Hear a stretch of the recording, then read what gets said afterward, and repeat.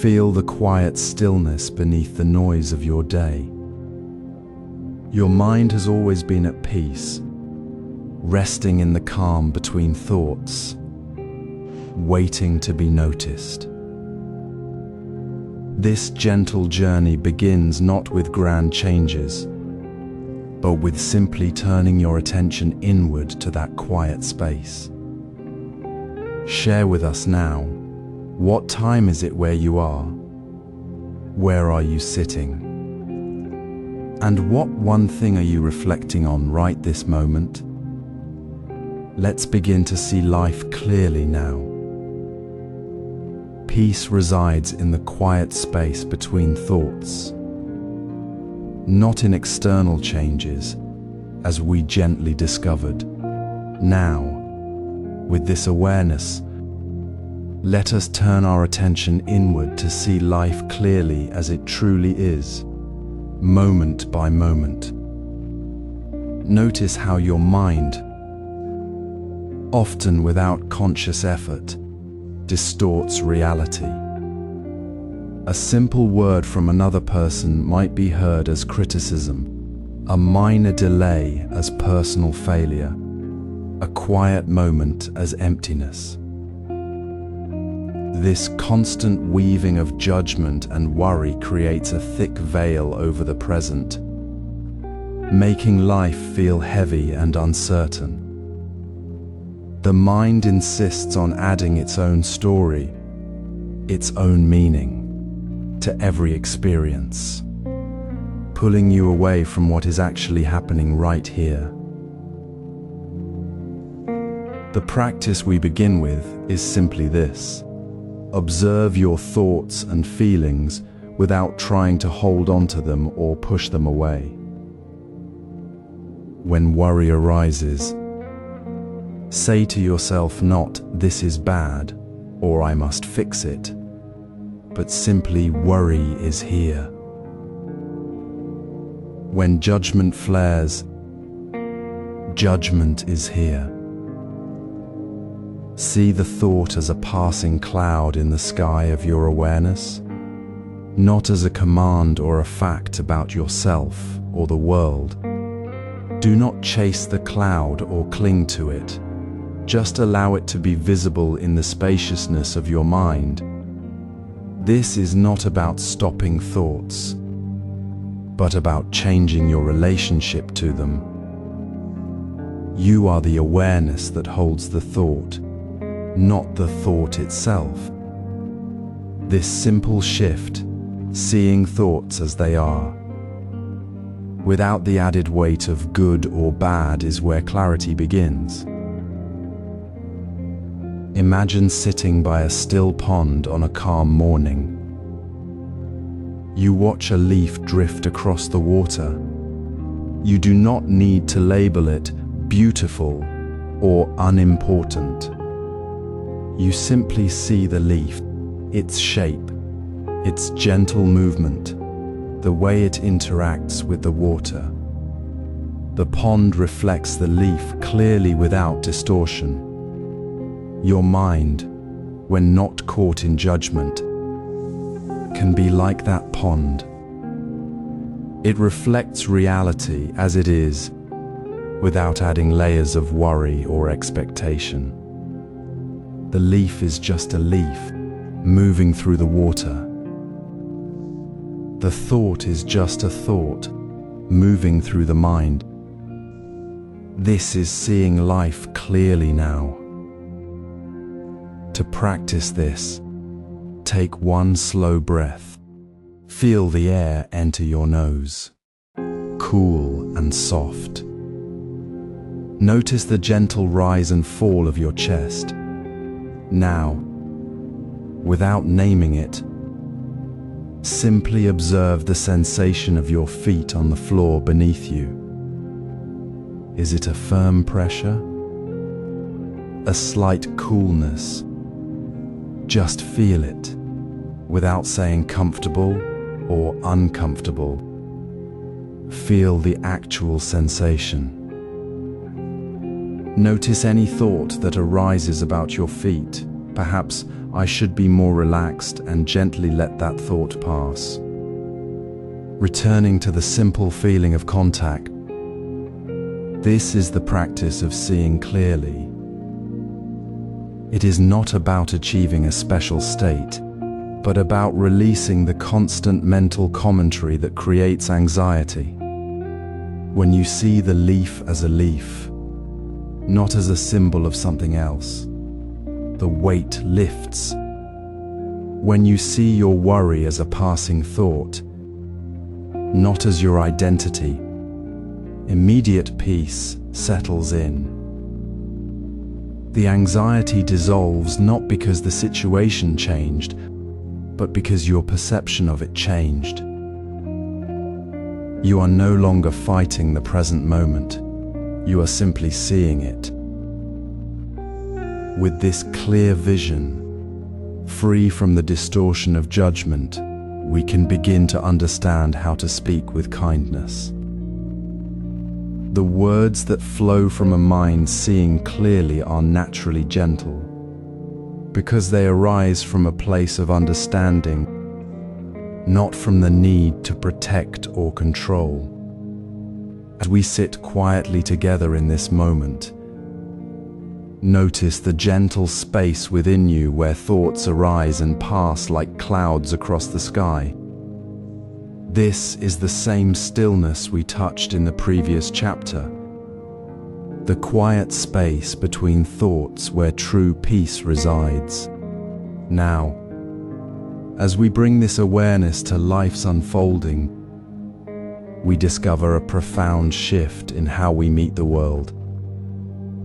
Acceptance is not about giving up or closing our eyes to what needs attention. It is not resignation to a fixed reality. Instead, it is the deep, quiet foundation upon which genuine understanding and positive change are built. When we resist what is happening, whether it is a difficult conversation, an unexpected delay, or a feeling we dislike, we create inner conflict. We tighten like a clenched fist against the wind, and this tension becomes our suffering, separate from the situation itself.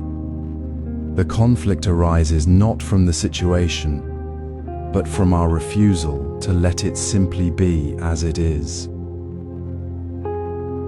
Imagine a simple moment. You pour hot tea into a cup.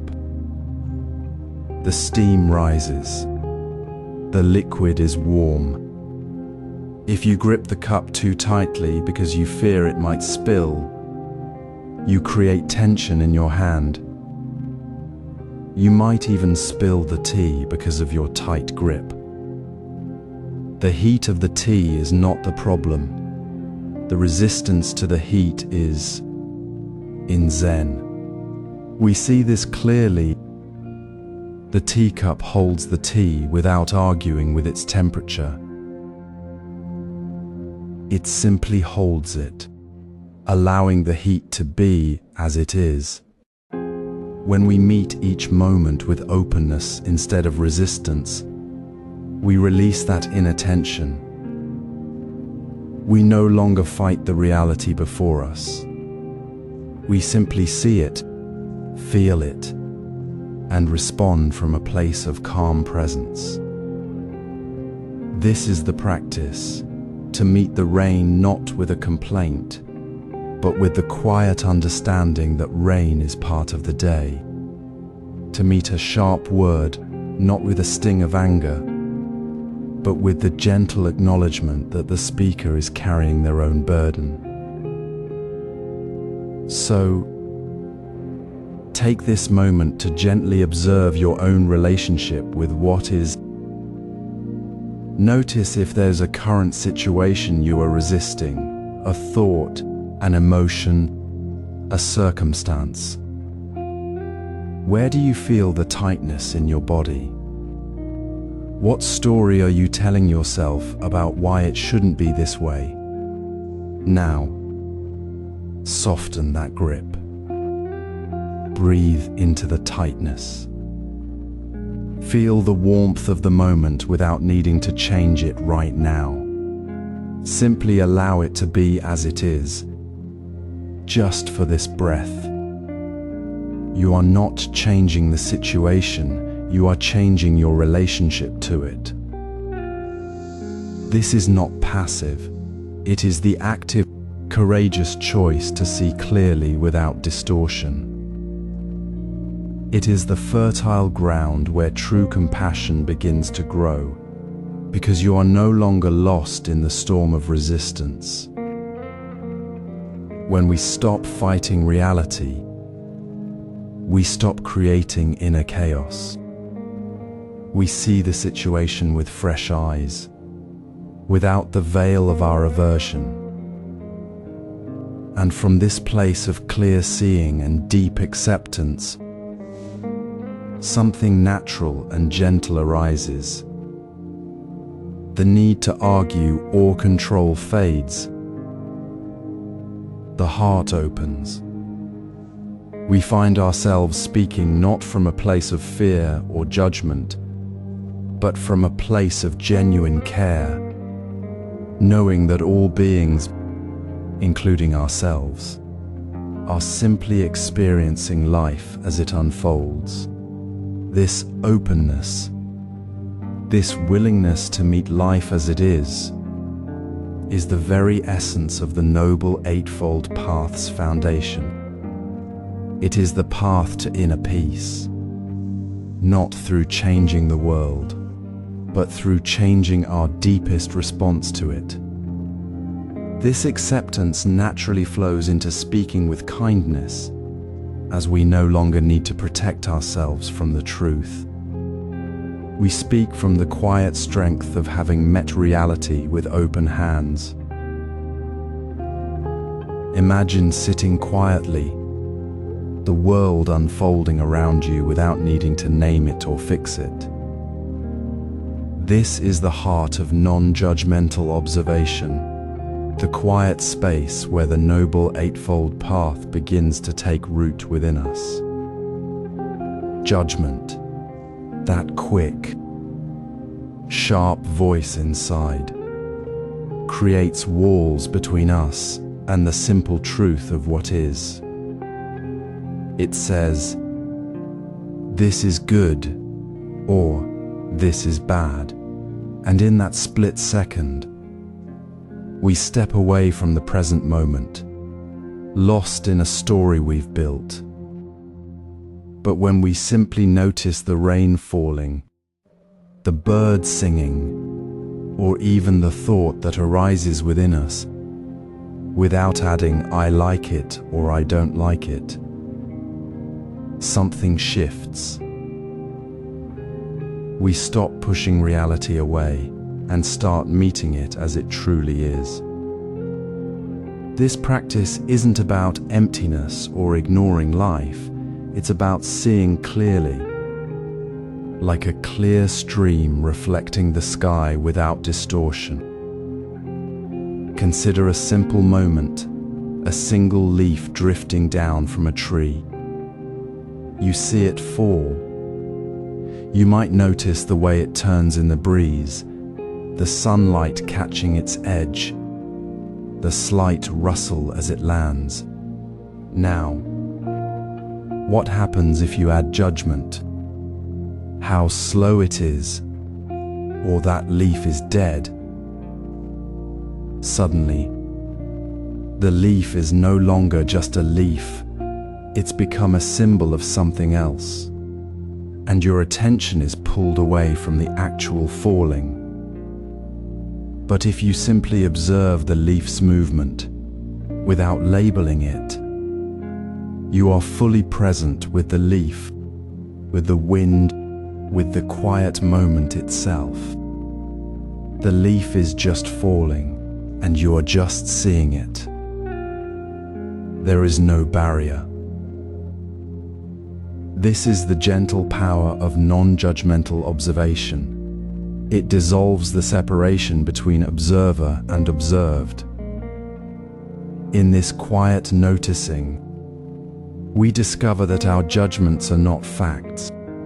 but merely passing thoughts, like clouds drifting across the sky. They arise, they linger for a moment, and then they pass, just like the leaf. You might notice a judgment about yourself. I'm not calm enough. Or about someone else. They're so difficult. The practice isn't to force these thoughts away, but to gently acknowledge them as they come, without giving them weight. There's that thought about being uncalm. You might notice, with a soft curiosity, not a harsh critique. You don't say, "This thought is bad," nor do you say, "This thought is good." You simply see it, like seeing a cloud, and let it move on. This simple act, seeing the judgment without becoming the judgment, cultivates a deep inner calm. It's not that the thoughts stop, it's that they no longer hold you captive. You begin to understand that you are not your thoughts, but the awareness that holds them. This is how we find peace in the present. It's not found in avoiding life's complexities, but in meeting them with open eyes, without the heavy burden of should or shouldn't. When we stop labeling and start seeing, we connect more deeply with the world and with ourselves. We see the rain as rain, not as annoying, the bird as bird, not as too loud, and the thought as just a thought, not as a verdict. This is the foundation of inner peace, realizing that peace isn't something we chase. It's the natural state of mind when we stop building walls between ourselves and reality. So, as you sit now, perhaps with the sound of a breeze outside, notice any judgments that arise. See them without adding to them. Let them be what they are, and return to the simple act of noticing the breeze, the quiet, the breath. This is the gentle practice that transforms our relationship with every moment. As we observe without judgment, we naturally express kindness in our speech. You may have noticed how often we carry the weight of tomorrow's worries or the echo of yesterday's regrets, mistaking them for the only reality we inhabit. But what if peace has been here all along, not waiting for some distant future, but woven into the very fabric of this present moment? This is the gentle truth we explore now. Peace is not a destination to reach, but a state already present when we simply stop resisting the life unfolding before us. It requires no grand effort, only the courage to soften our habitual grip on what is not here and to rest in what is.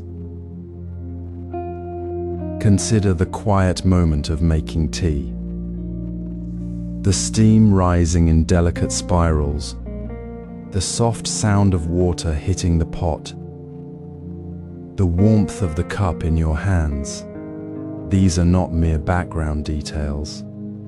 When we notice them fully, without adding a story or rushing to the next thing, the illusion of time dissolves. The past's regrets and future's anxieties fade, not because we ignore them, but because our attention is anchored in the living reality of now. This is not about emptying the mind, but about filling it with the clear, simple awareness of what is. The breath moving gently in and out, the faint scent of the tea, the quiet hum of the room. These sensations become our ground, our anchor. They remind us that we are not separate from life. We are life, breathing, feeling, experiencing right here. This practice is not difficult, yet it is profound. It is simply returning to the breath when the mind begins to drift, noticing the sensations in your feet on the floor or the sound of birds outside. Each time you do this, you are dissolving the illusion that peace must be earned later. You are stepping into the truth that peace is already available, as natural as the air you breathe. It is not the absence of difficulty, but the presence of calm within difficulty. When you notice the tightness in your shoulders as you sit, you can soften your awareness around it, not by fighting it, but by gently acknowledging it as part of this moment. This is the heart of finding peace in now, meeting life as it is, without adding the weight of judgment or resistance. So take a moment now. Let your awareness settle into the sensation of your breath. Feel the air entering your nostrils, the rise and fall of your chest. Notice the sounds around you, the distant hum of the world, the silence between them. Do not try to change anything. Simply be present with what is. In this simple act, you are not seeking peace, you are resting in it. You are remembering that you have always been whole. That peace is not something to attain, but the very nature of your awareness when it is unclouded. This foundation, this quiet knowing of peace within the now, is not meant to be held onto like a precious object. It is a living practice, a way of being that deepens with each moment we choose to return to the anchor of the present.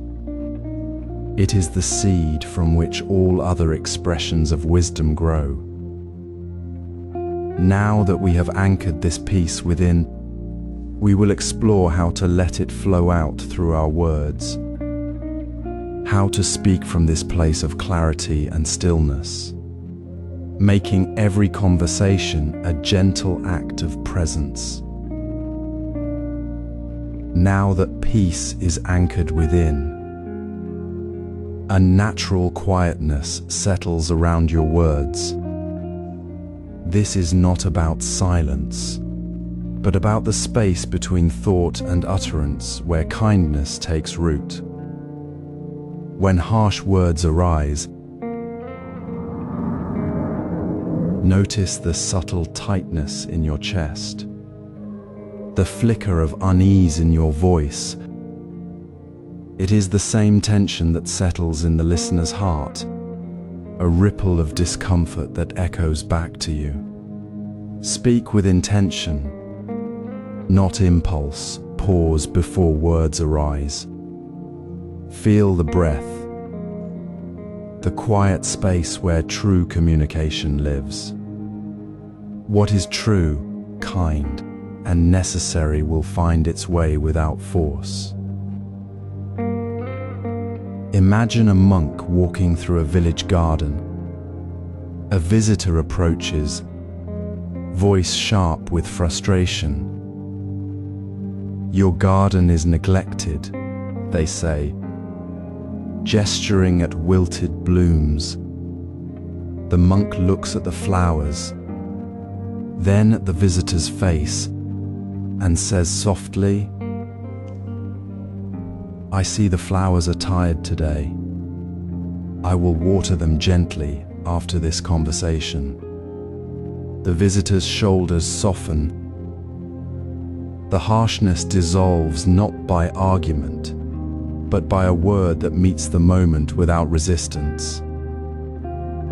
The monk did not deny the observation, nor did he escalate the tension.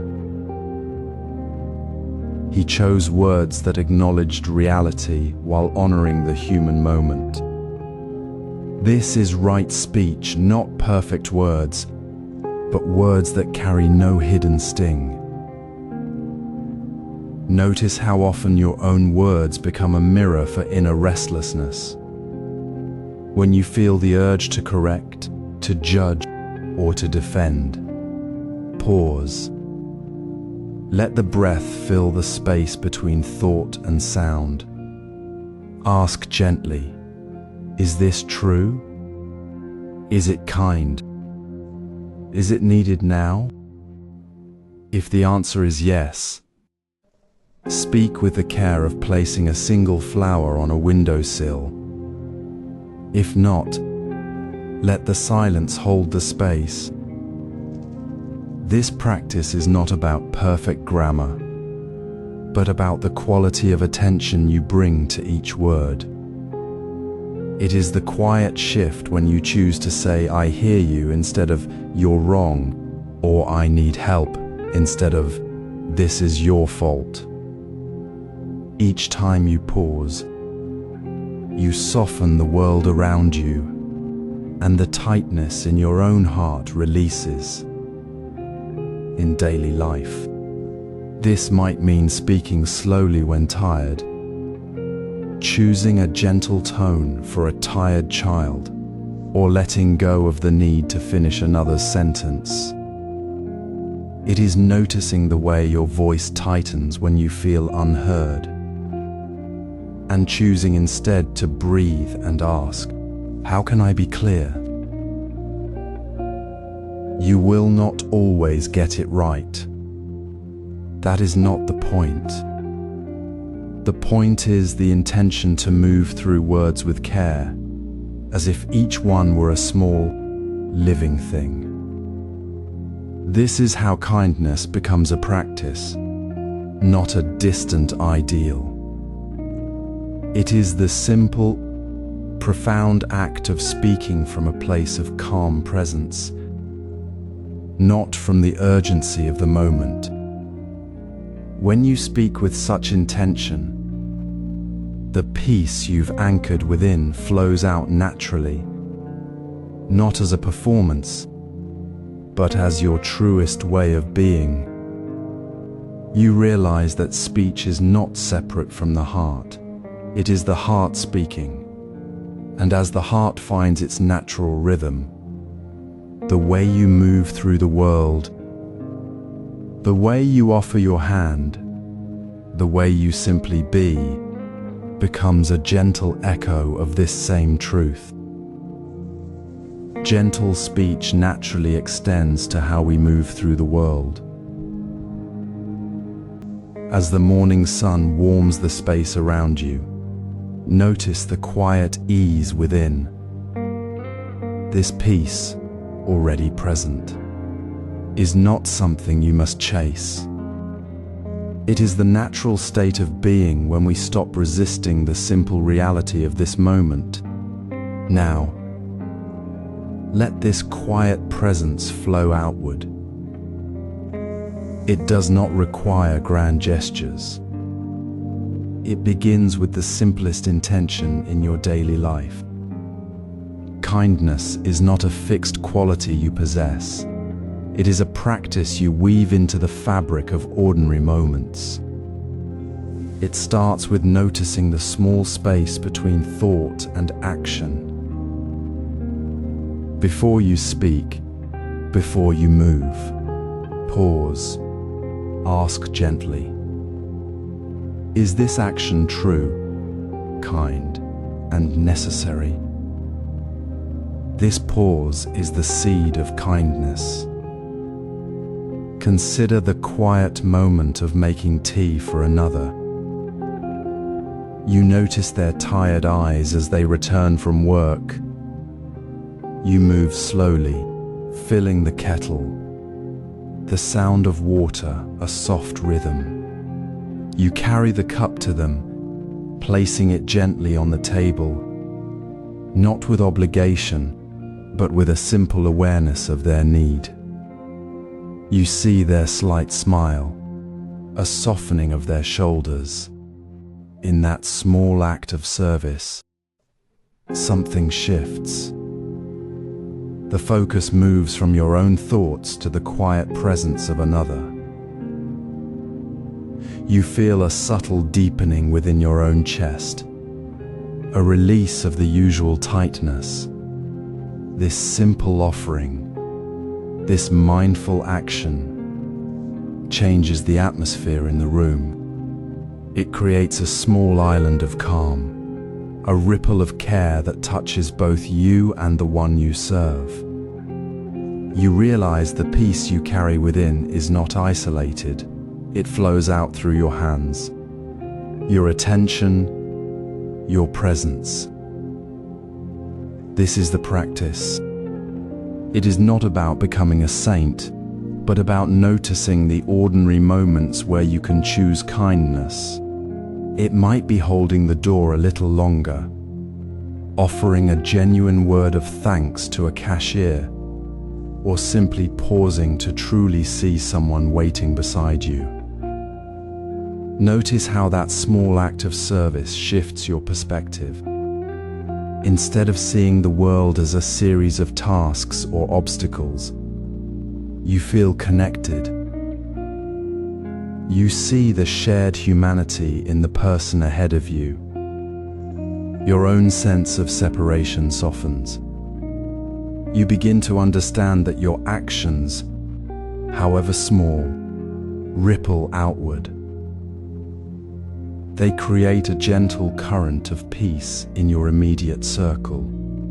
The person you helped, the colleagues who witness your calm, the quiet space you cultivate at home. This is how inner peace becomes visible, tangible, and shared. So today, let your awareness be your guide, not with a heavy effort, but with gentle attention. Where can you offer a small, kind action without needing to be noticed? Notice the shift within you when you do. Feel how the tightness eases as you choose connection over distraction. This is not about adding more to your day, but about bringing your full presence to what is already happening. It is the natural expression of the peace you have come to know within. When we act with this mindful intention, we see clearly. We accept the reality of the moment, and in that acceptance, kindness flows effortlessly. This clear seeing is the foundation from which kind actions truly arise, and it is the very path to deeper peace. Consider the quiet rhythm of a single cup of tea prepared without hurry. The steam rises softly. The leaves unfurl in still water, and the moment holds space for nothing more. This simple act, done with full attention, reveals a deeper truth. Our minds, like the tea leaves, need space to settle. When we fill our days with too many choices, too many tasks, too many distractions, we create mental clutter that obscures the clear view within. Each extra option, each unnecessary commitment, consumes energy that could be spent fully present, right here, right now. We often mistake busyness for purpose, not realizing that excess is a quiet thief of our inner peace. Notice how the constant stream of digital notifications, the pressure to say yes to everything, The accumulation of things we do not need, they all pull us away from the essential. They drain the energy we need to meet life with calm awareness. This isn't about deprivation or hardship. It is about honoring what truly matters. It is about recognizing that our deepest needs are simple. The need for rest, for connection, for space to breathe, for the quiet joy of being fully here. When we simplify our choices, choosing one meaningful task over several half-done ones, letting go of possessions that weigh us down, creating time for stillness, we are not losing richness, we are making room for it. We are honoring the essential. Imagine your day not as a frantic race to check off a long list, but as a gentle unfolding. Perhaps it begins with a single mindful breath before opening your email. You notice the urge to check your phone immediately, and instead, you pause. You choose to answer only the most important message first, letting others wait. You say no to an extra meeting because you need the space to listen to your own thoughts. You sit outside for 5 minutes without a device, feeling the sun, hearing the birds. Each small choice to simplify is a step toward clarity. It is a practice of kindness toward yourself, acknowledging that you deserve the energy and peace that come from less.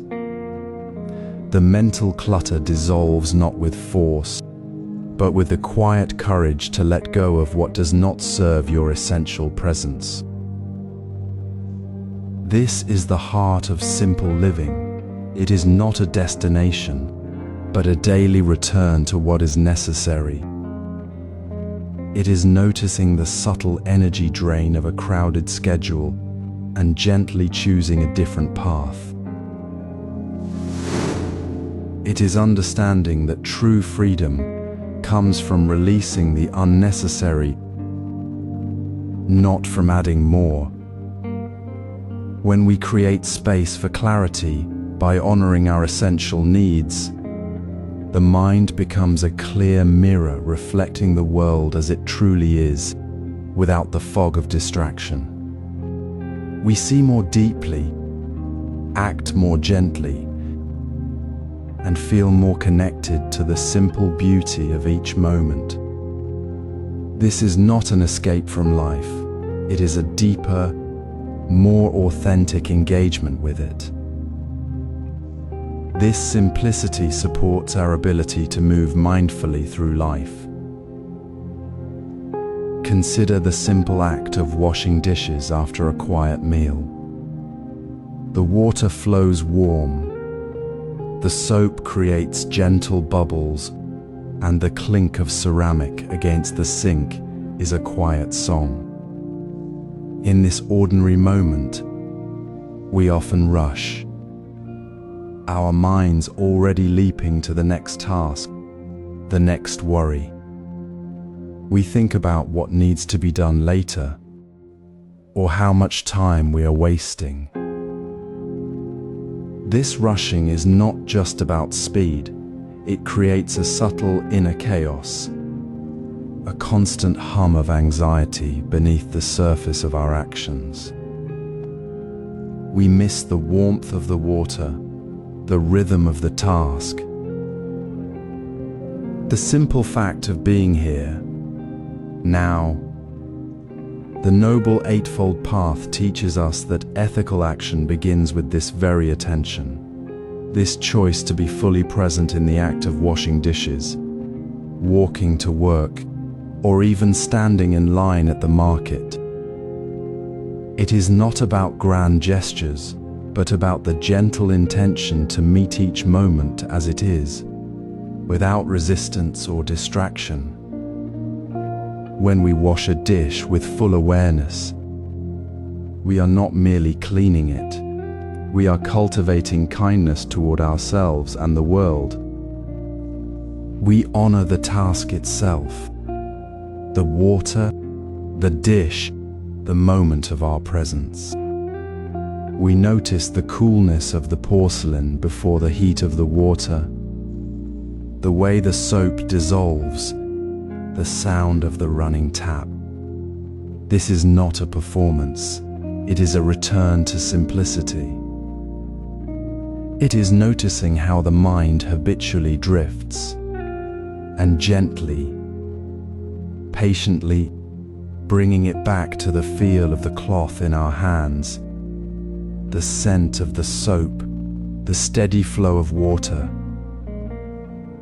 This mindful attention transforms the ordinary into the sacred, not by adding something new, but by removing the veil of distraction. It reveals the peace that has always been present within the routine.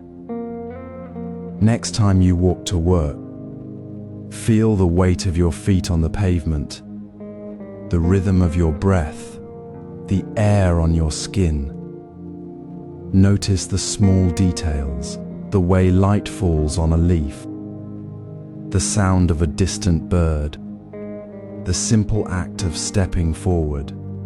These moments, when met with kindness and presence, become the quiet foundation of inner peace.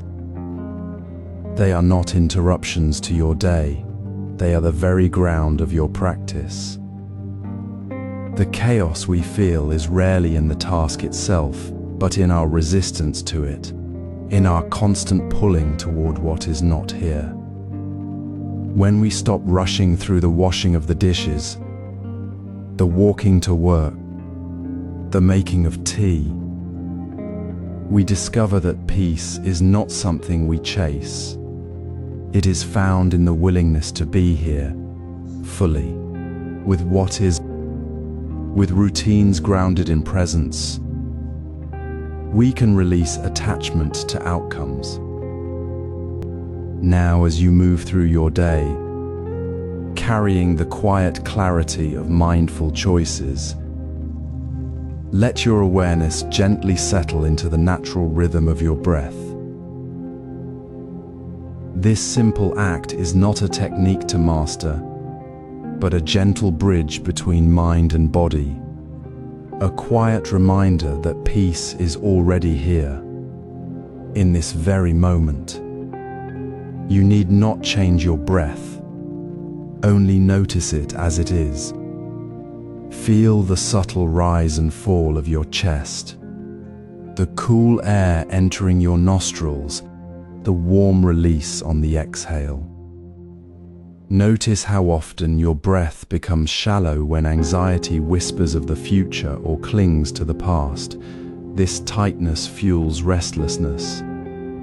Then, let a deeper breath unfold.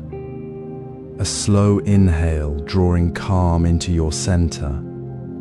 A long exhale releasing what no longer serves you. This deep breath is your anchor, a steady point of return whenever the mind drifts into distraction. When thoughts pull you toward worry or the past, simply feel the next breath. Let it be the soft, unhurried sound that brings you back to now, to the quiet space between one thought and the next. There is no need to force calm. You are simply meeting life as it is, without resistance. Breathe in and feel the stillness beneath the surface. Breathe out and release the tension you no longer hold. This practice requires no effort, only a gentle turning toward what is already true.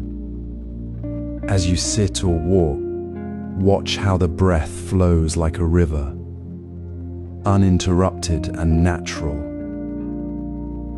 It is not about controlling the air, but about honoring the simple, sacred act of being alive.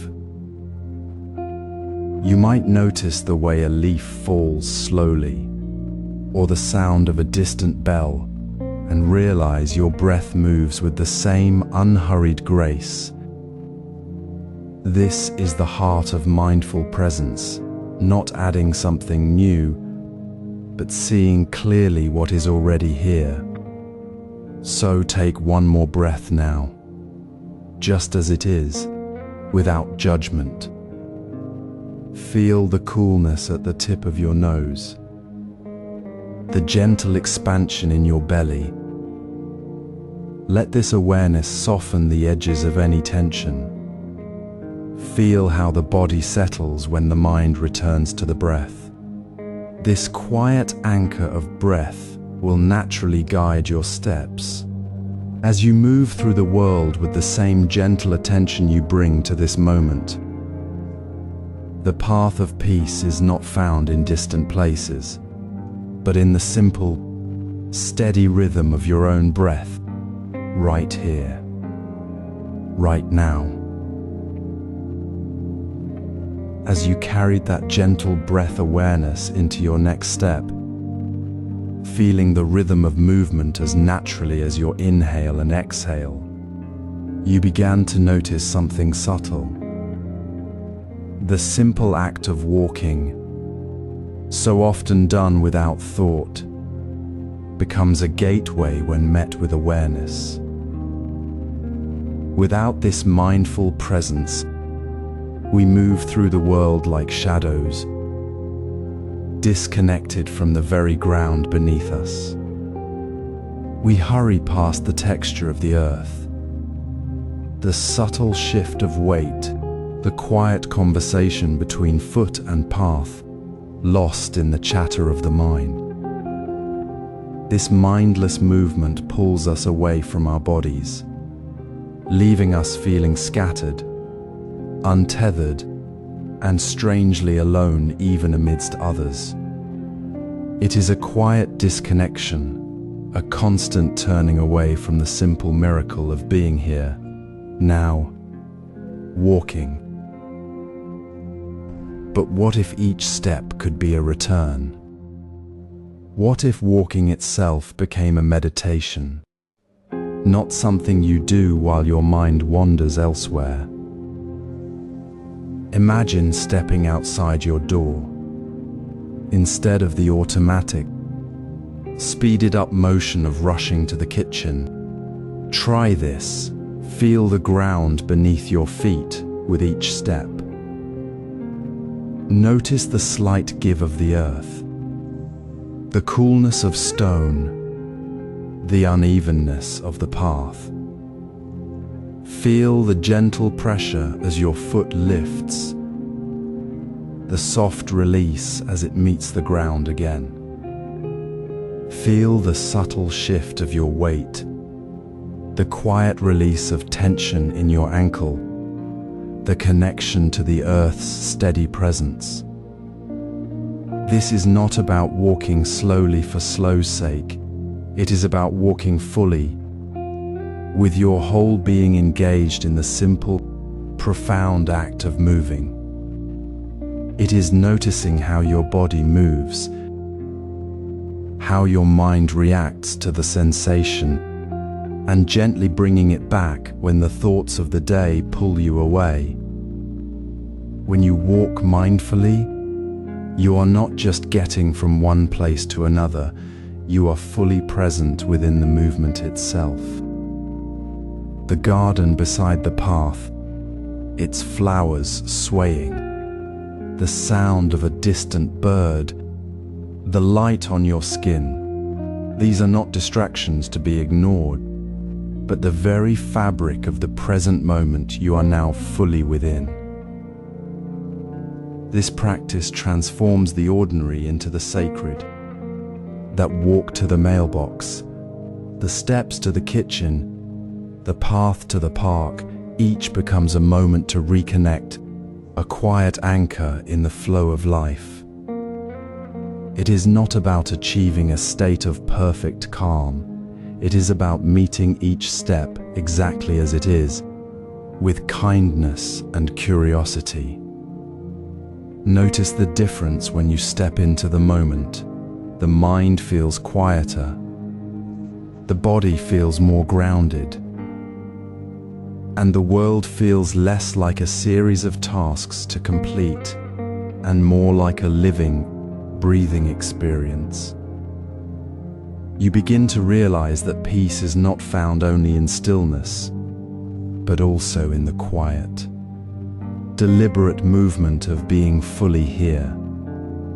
The tension that comes from rushing, from being elsewhere, begins to dissolve with each mindful step. You are no longer separate from the walk. You are the walk, the sensation, the presence itself. So, as you take your next step, however small, bring this awareness with you. Feel the ground beneath your feet with each step. Notice how walking mindlessly disconnects you from your body. Turn every walk into a meditation of movement and sensation. Carry this gentle practice with you, not just as you walk, but as you move through all the moments of your day. This mindful movement supports deeper awareness in all activities. As you sit to eat, feel the gentle weight of your bowl in your hands, the warmth rising softly from the food. Notice how often we rush through meals, barely tasting the effort that brought this nourishment to your table, the sun that ripened the vegetables, the hands that harvested them, the quiet work of the earth. We eat while scrolling through messages, watching screens, or lost in thoughts of the next task. In that hurry, we miss the very essence of the meal, the simple gift of being fed. This disconnection is not just about food, it is a quiet separation from the present moment itself, from the deep peace that comes when body and mind are truly together. Mindful eating begins with a single breath. Before you take your first bite, pause for a heartbeat. Feel the bowl's texture. See the colors on your plate. Smell the subtle aromas. Now, lift a small portion to your mouth. Let the food rest lightly on your tongue. Taste each element slowly, the earthy sweetness of a carrot, the delicate crunch of a green bean, the soft yielding of rice.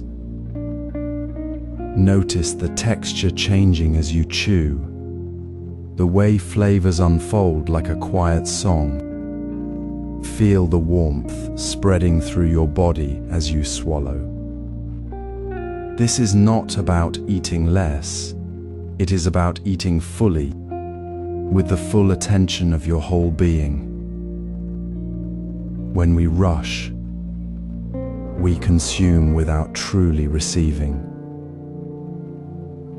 We miss the nourishment that comes from being present, the way sunlight nourishes a plant without haste. Mindful eating is a gentle practice of gratitude, a way to honor the gift of each meal and the life it sustains. Consider the old story of a monk who, during a simple meal of rice and vegetables, ate with such deep attention that his companion, watching him, felt a profound shift in their own relationship with food. The monk wasn't doing anything extraordinary. He was simply noticing the salt on his tongue, the coolness of the water, the way the rice softened with each chew. His companion realized that the monk's peace wasn't found in the food itself, but in the quiet space between each bite, where the mind was fully awake. This is the heart of mindful eating. It is not about perfection, but about returning again and again to the simple act of tasting, of feeling, of being here. Now, in that moment, body and spirit are nourished equally. The meal becomes a bridge to stillness, a reminder that peace is not something we chase outside ourselves. It is already present in the awareness we bring to the ordinary. So, as you take your next bite, let your attention rest gently on the experience. Notice the flavors, the textures, the sensations in your mouth and body. Feel the subtle shift when you slow down, when you stop rushing to the next thing. You might find that the food tastes richer. The moment feels deeper, and a quiet calm settles within you. This is not just about eating better. It is about living more fully, one mindful bite at a time. The patience we cultivate in eating is the same patience we bring to our words, to our relationships, to the very rhythm of our days. Just as we savor the taste of food without hurry, we can speak with the same gentle care, allowing words to arise from a place of presence rather than pressure. Mindful eating cultivates the same patience we apply to speech. Begin your next step with the quiet ease of a leaf drifting on still water. Recall the gentle presence you cultivated while savoring each bite of your meal. The way the taste, texture, and scent filled your awareness without hurry. Now, carry that same open attention into your movement. As you walk, let your pace slow naturally, not as a forced effort, but as an invitation to feel the simple truth of your body in motion.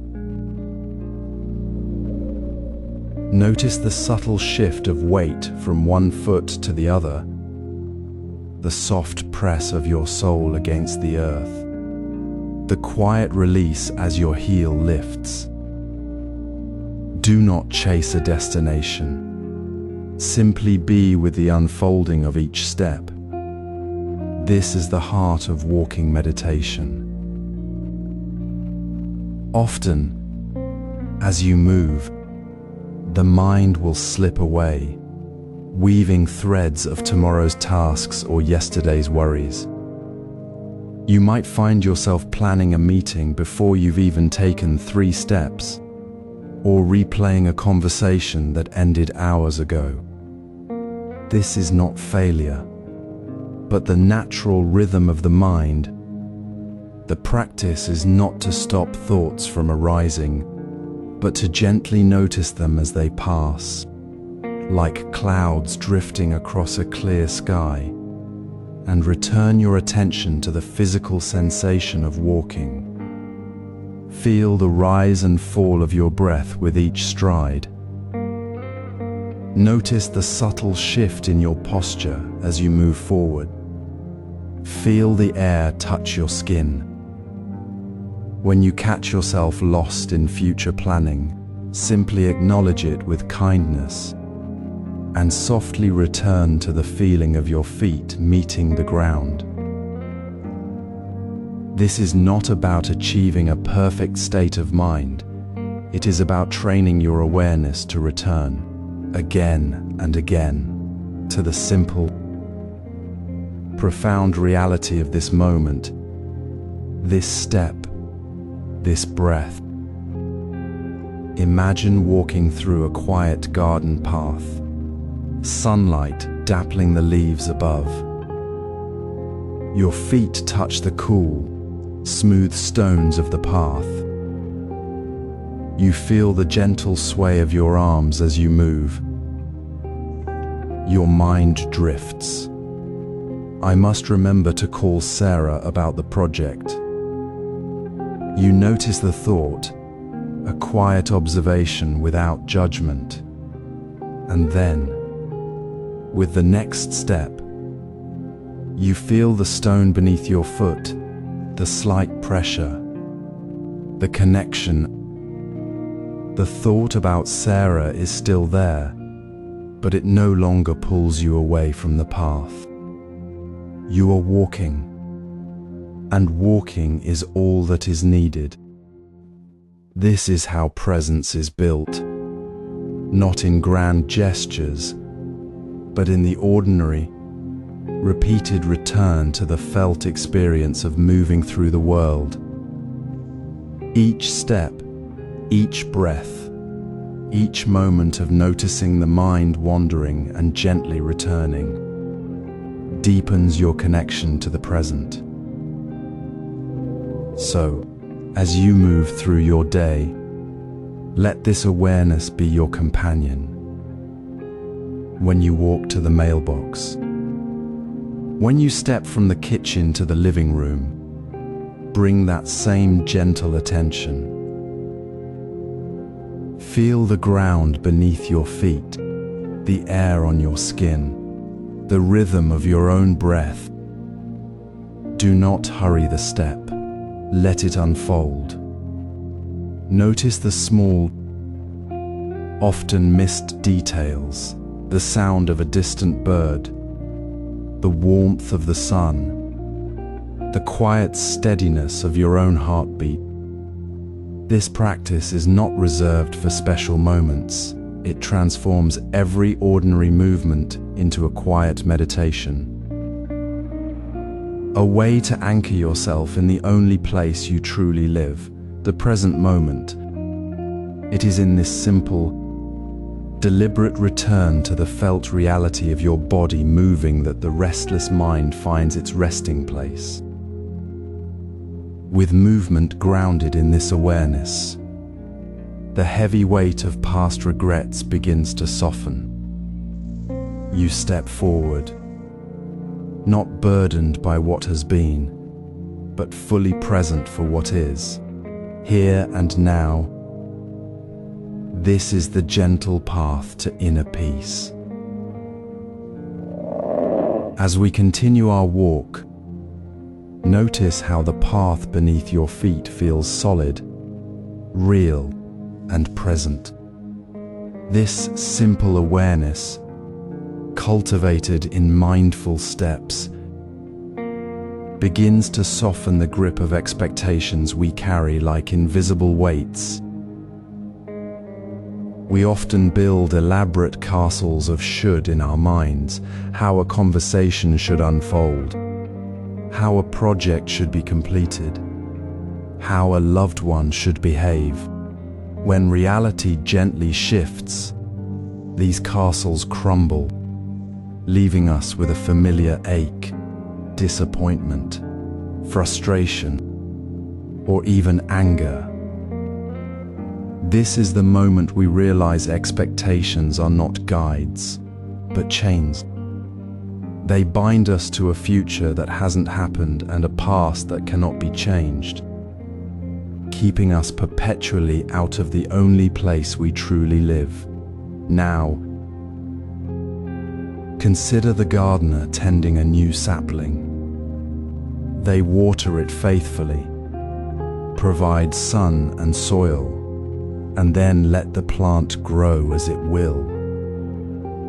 They do not demand a specific height by Tuesday or force a blossom to open before its time.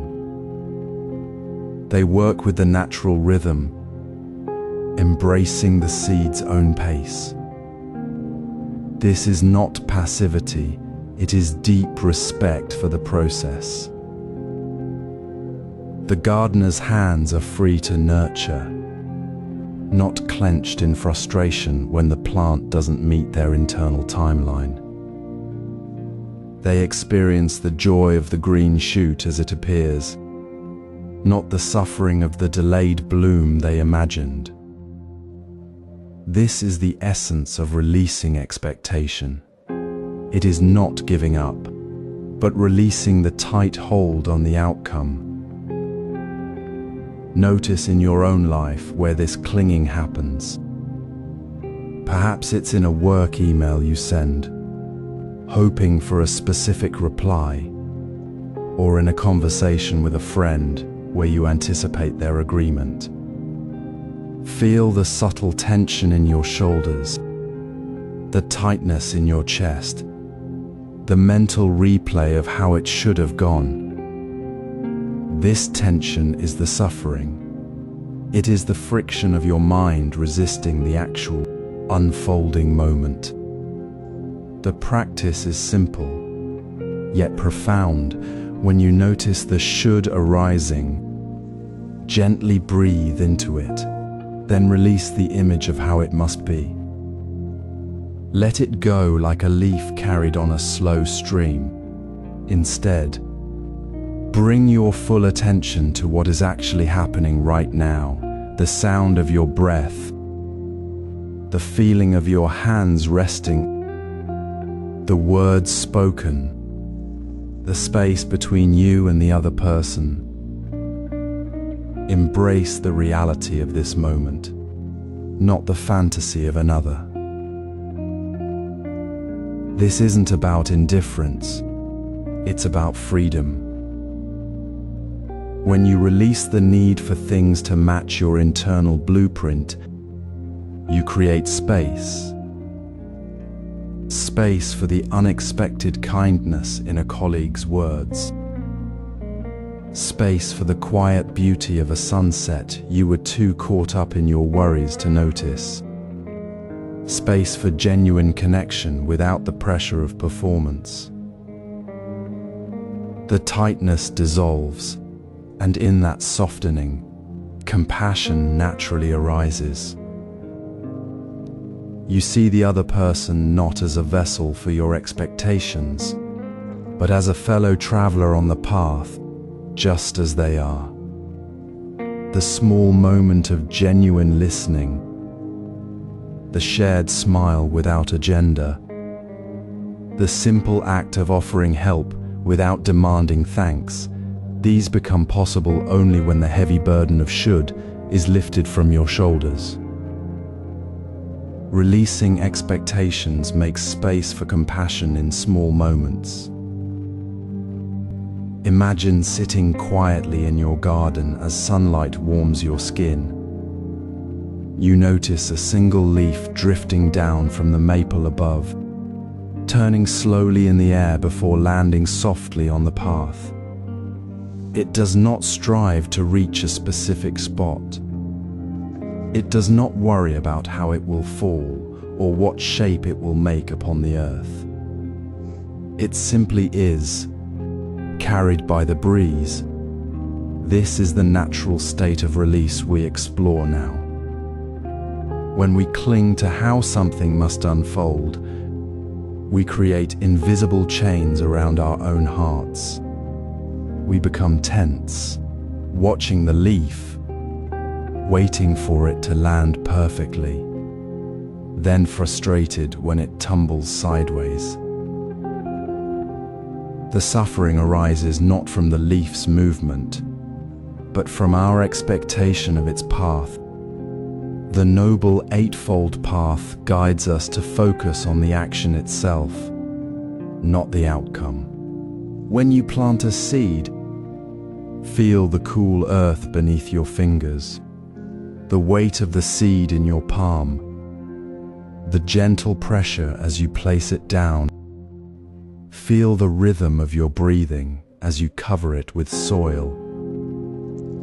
This focused action, this complete presence in the planting, is the practice. It is the water flowing through the soil, not the imagined flower it might become. Notice how attachment fuels frustration. If you expect your garden to bloom exactly as you envisioned, a single dry patch becomes a source of deep disappointment.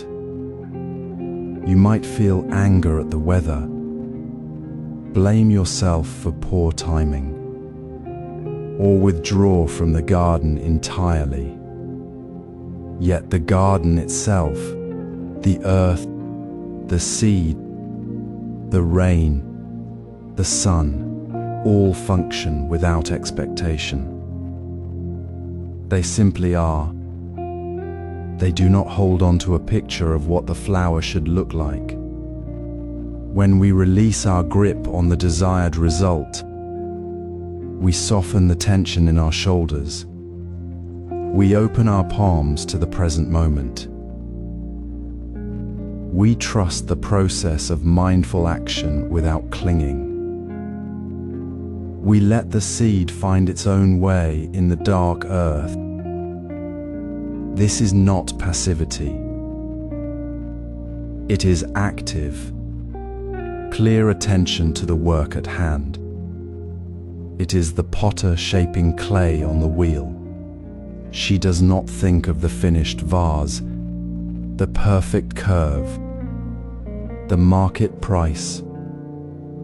She feels the cool smoothness of the clay, senses the wheel's steady spin, adjusts her hands to the clay's natural resistance. When the clay wobbles, she does not panic or force it. She breathes, aligns her fingers, and continues. Her focus is entirely on the movement, the texture, the feel of the clay under her touch. Her hands are free because her mind is not fixed on a particular shape.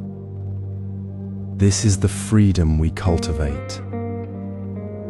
It is the gentle liberation from the mental chains of should and must be. It creates spacious awareness where genuine connection with the work, the earth, the moment can blossom. Notice your own mind when you try to control an outcome. You might be preparing a meal, writing a letter, or simply sitting with a friend. Feel the subtle tightening in your chest, the quickening of your breath, the mental checklist of what must happen for it to be right. This is the moment to gently return to the physical reality of the action itself. Feel your hands holding the knife, the warmth of the teacup, the sound of your friend's voice. Anchor yourself in the immediate sensation, not the imagined future. Let the need for a specific result dissolve like mist in morning sun. This release, this soft letting go of the outcome, is not about giving up. It is about giving up the struggle against what is. It is about finding peace within the action itself. It is the deep quiet that settles when we stop wrestling with the leaf's path. It is the calm stillness beneath the surface of the water, even as the current flows. This release supports deeper inner stillness, even in chaos. As we settle into this moment, feel the quiet rhythm of your breath. Notice how the present breath is always here, waiting, while regrets about what has already passed linger in the shadows of memory. Regrets live in the past. They are echoes of moments that cannot be changed. When you notice a regret arise, perhaps a moment of harsh judgment or a missed opportunity, you may find yourself circling back to it, ruminating like a bird trapped in a room. This circling doesn't mend what is broken. Instead, it drains your energy from this very moment. from the possibility of connection, of rest, of simply being. It pulls you away from the life that is unfolding now, leaving you feeling tired and disconnected from the present. Consider this simple Zen moment. Imagine an old teacup, chipped and worn from years of use. It holds the memory of countless shared moments. The warmth of tea on a cold morning, the sound of laughter. One day, it slips from your hand and shatters. The natural reaction might be to pick up the pieces, to hold on to the fragments, to mourn the cup's loss, perhaps even to blame yourself for the fall. But holding the shards only prevents you from filling a new cup with fresh tea. The broken cup remains broken. The only path forward is to gently acknowledge the loss, to feel the tender sadness of it, and then to place the pieces aside. You return your attention to the empty cup, ready to be filled anew. The cup's story is complete. Your present moment is waiting to be filled. This is how we release past regrets. When a regret surfaces, meet it with gentle awareness. Notice the feeling in your body, the tightness in your chest or the heaviness in your mind. Say softly to yourself, "This is a regret. It belongs to the past." Do not push it away or cling to it. Simply acknowledge its presence, like noticing a cloud passing across the sky. Then, without judgment, return your attention to the breath. Feel the cool air entering your nostrils, the gentle rise and fall of your chest. This simple act, returning to the breath, is not an escape, it is a homecoming. It is the direct path back to the only place where peace is possible here, now. The energy you were wasting on the past is now available for what is happening right in front of you. The sound of a bird, the feel of your feet on the earth, the next breath.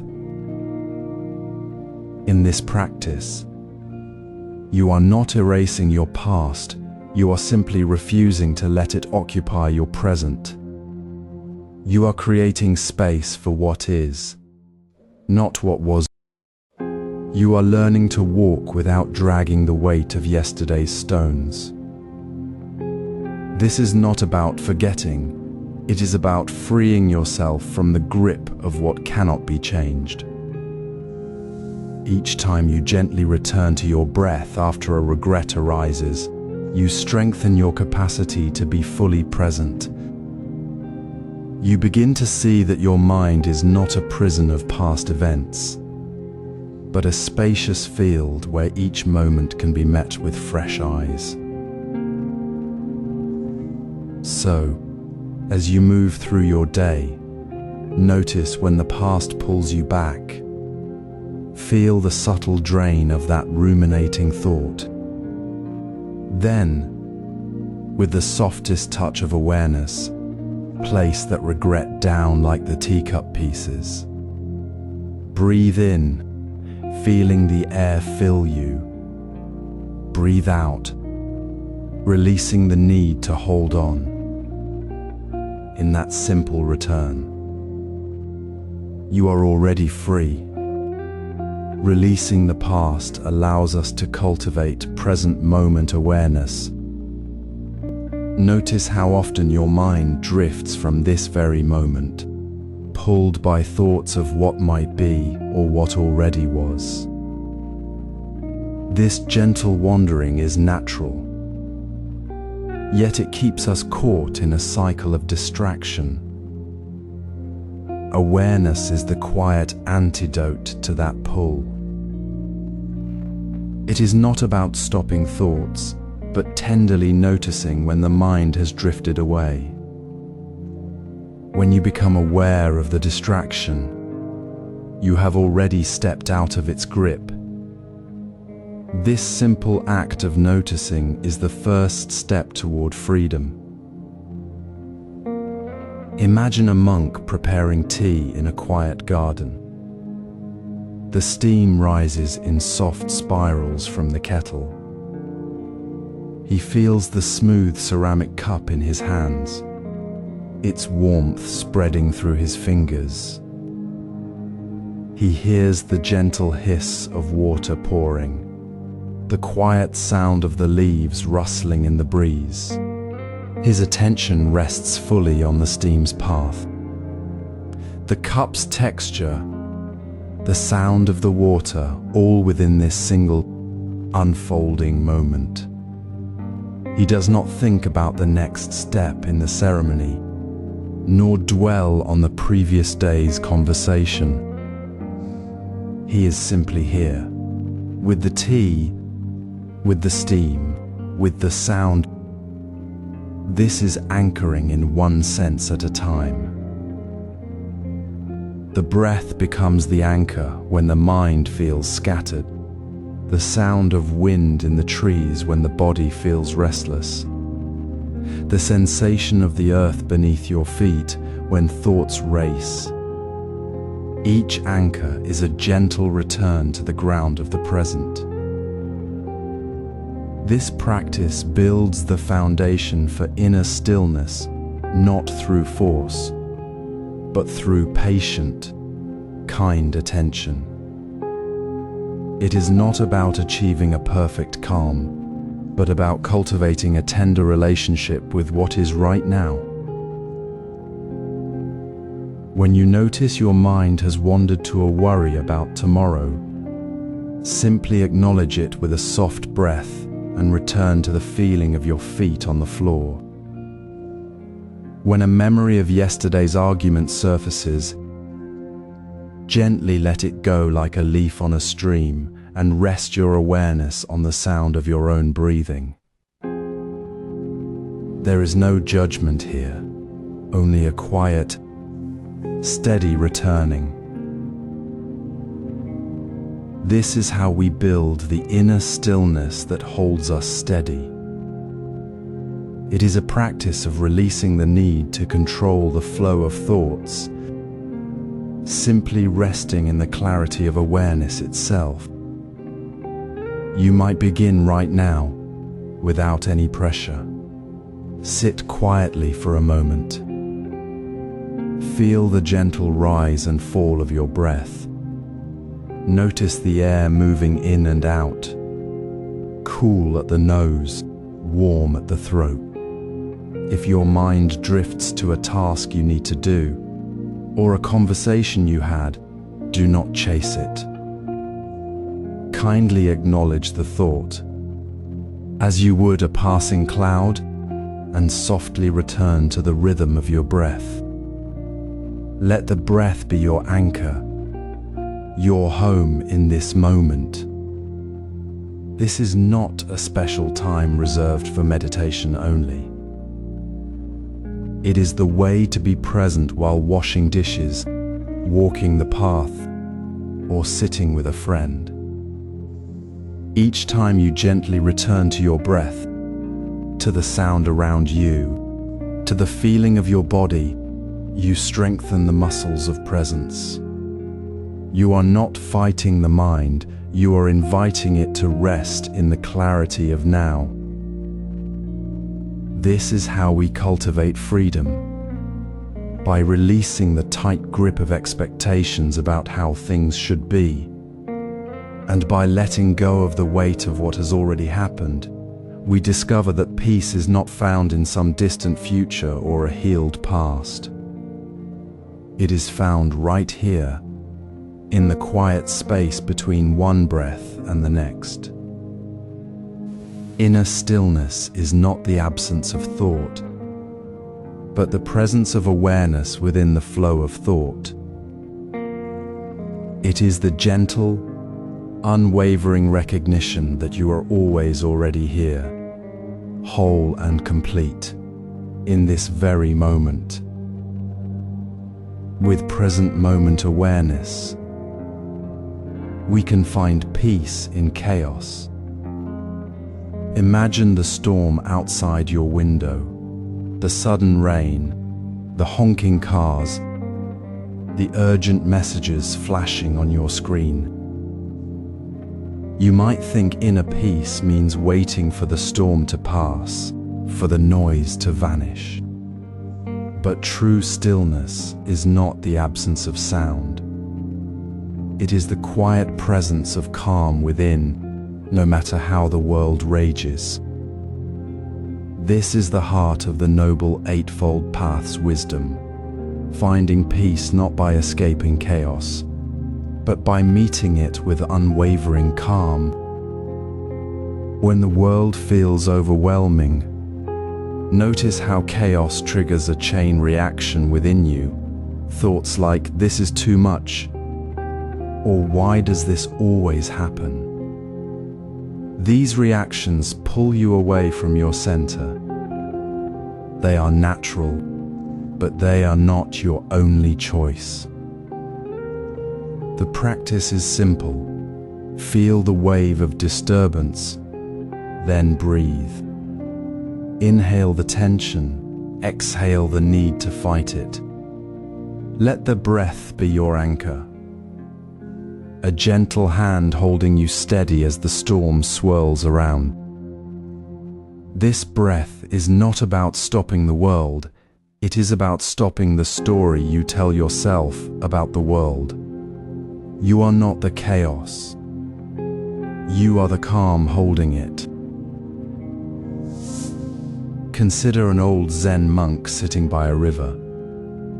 A child runs past, knocking over a cup of tea he was holding. The tea spills, soaking his robe. Everyone nearby might react with frustration or haste, but the monk simply watches the tea stain, the fabric. He does not flinch. He does not scold the child. He places a hand gently on his own heart and breathes. The spill is a small event, yet his stillness remains untouched. The chaos of the moment, spilled tea, sudden noise does not shake his center. He meets it with the same quiet attention he brings to his morning tea. This is not indifference. It is deep compassion, born from knowing that the storm is temporary, but the calm within is eternal. Now, bring this to your own moment. Right now. If you feel tension rising, a tight chest, a racing mind, pause. Notice the sensation without judgment. Feel the breath moving in your body, the weight of your feet on the floor. Breathe through the wave of reaction. Do not push it away.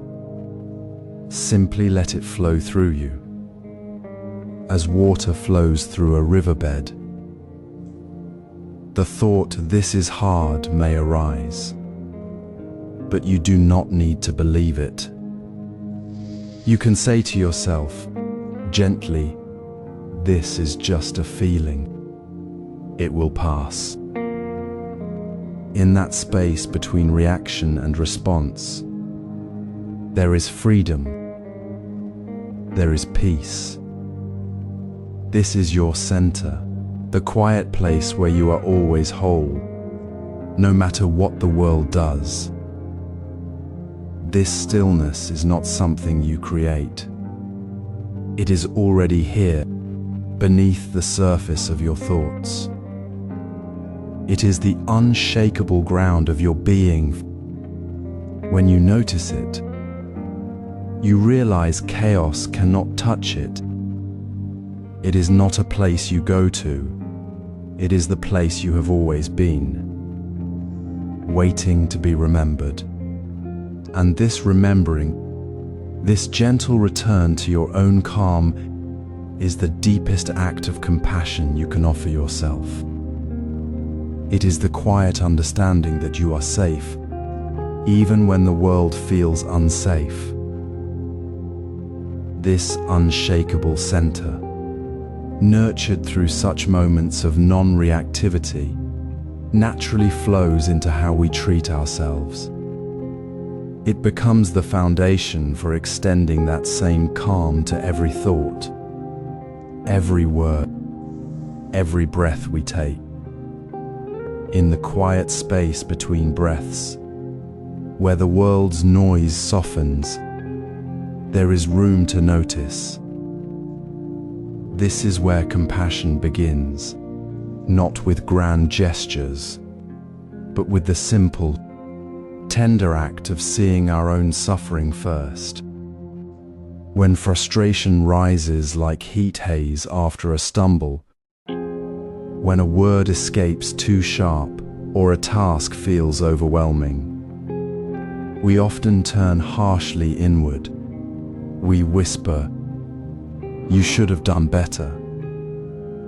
Why are you always so clumsy?" This inner criticism, though familiar, is a knot tightening in the heart.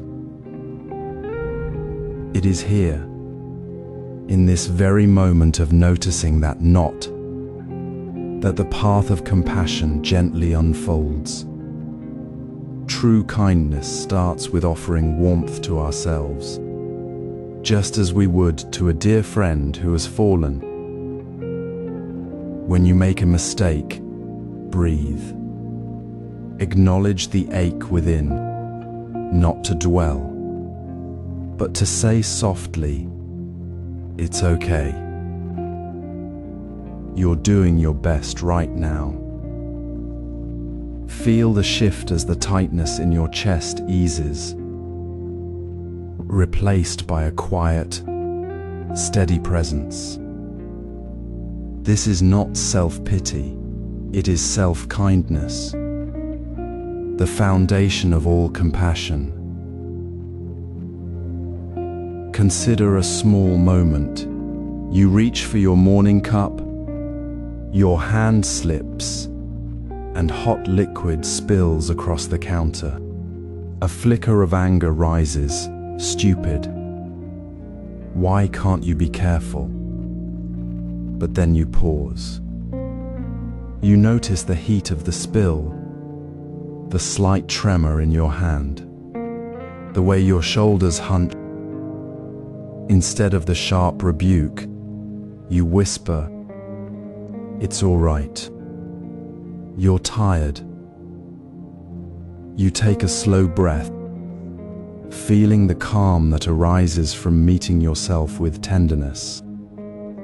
Now, as you turn to help the person beside you who also just spilled their drink, the warmth you've nurtured within you flows naturally.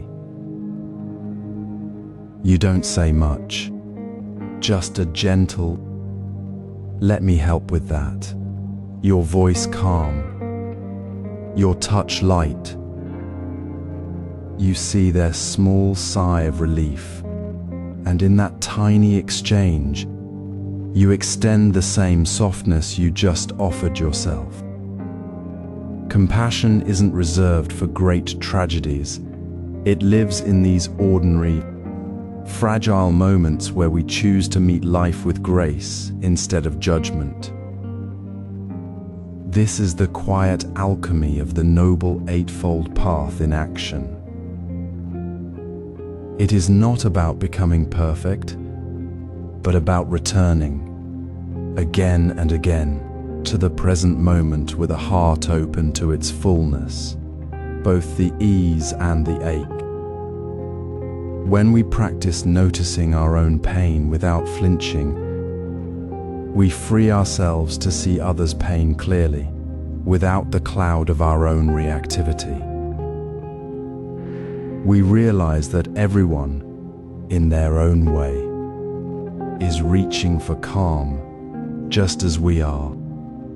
The spilled coffee, the missed word, the moment of anger, all become invitations to offer kindness, starting with ourselves.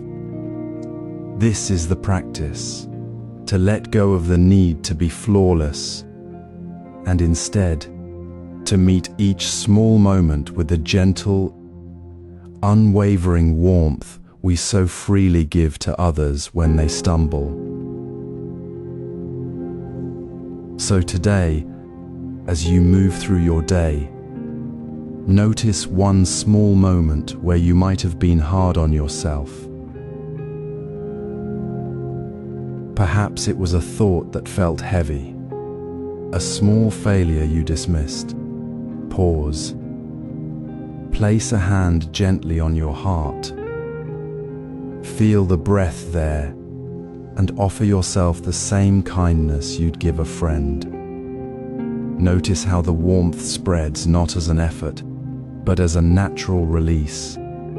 Then, let that warmth ripple out in the smallest way. A softer tone when someone bumps into you, a pause before reacting to a minor delay, a silent wish for peace as you pass a stranger. These are not small things. They are the building blocks of a life lived in peace. As this gentle self-compassion becomes a daily rhythm, it transforms the very ground beneath us. It becomes the quiet bedrock of our practice. The unshakable calm within that allows compassion to flow freely into every interaction, every breath, every moment of turbulence. Gentle self-compassion daily becomes the bedrock of our practice. In the midst of life's constant movement, where thoughts rush like river currents and external noise presses in from all sides, we often mistake stillness for emptiness. We feel the need to fill every quiet space with words, with distractions, to avoid the discomfort of simply being. This chapter invites you to gently reconsider silence, not as a void, but as a fertile ground, a space brimming with quiet potential for renewal. It is here, in the space between thoughts, that we discover the unshakable calm we have been seeking. True silence, when we allow it to be, is never empty. It holds the space where the constant chatter of the mind begins to soften. It is the space where the tightness in the chest dissolves, where the frantic need to react subsides. Notice how easily we reach for a phone, a conversation, the turning on of the television. The moment a pause arises, we fill the silence not because we need the sound, but because the quiet discomfort of our own presence feels too much to bear. We fear the stillness within, mistaking it for loneliness or lack, when it is actually the doorway to our deepest peace. This is the healing space. It is not passive waiting. It is an active choice to step back from the reactivity and simply be present with what is. Consider a simple moment of tea. The kettle whistles softly. You lift the cup, feeling its warmth. You watch the steam curl upwards. There is no need to speak, to explain, to fill the space with words. In that quiet observation, the frantic thoughts about the meeting that just ended or the worry about tomorrow begin to quiet. The steam becomes a gentle focus, the warmth a reminder of the present moment. The silence isn't empty, it is full of the subtle sensations of warmth, the quiet sound of steam, the deepening calm within your own breath. This is the essence of the Noble Eightfold Path in action. Right mindfulness, right concentration, right action arising naturally from a place of stillness. The tea ceremony teaches us that presence, not productivity, is the path to peace. The silence of the moment becomes the vessel holding the peace. So, when you find yourself reaching for distraction to avoid a quiet moment, pause. Take one slow breath. Notice the sensation of your feet on the floor, the air moving in and out of your body. Feel the space around you, not as an absence, but as a fullness waiting to be acknowledged. Let the words you feel the need to say dissolve back into the quiet, in that gentle surrender to the silence. Without judgment or effort, you reconnect with the calm that is always already present within you. You are not seeking peace, you are remembering it. Right here, right now, in the space between the thoughts. This quiet space, this space we choose to honor instead of fill, is where the deep release begins.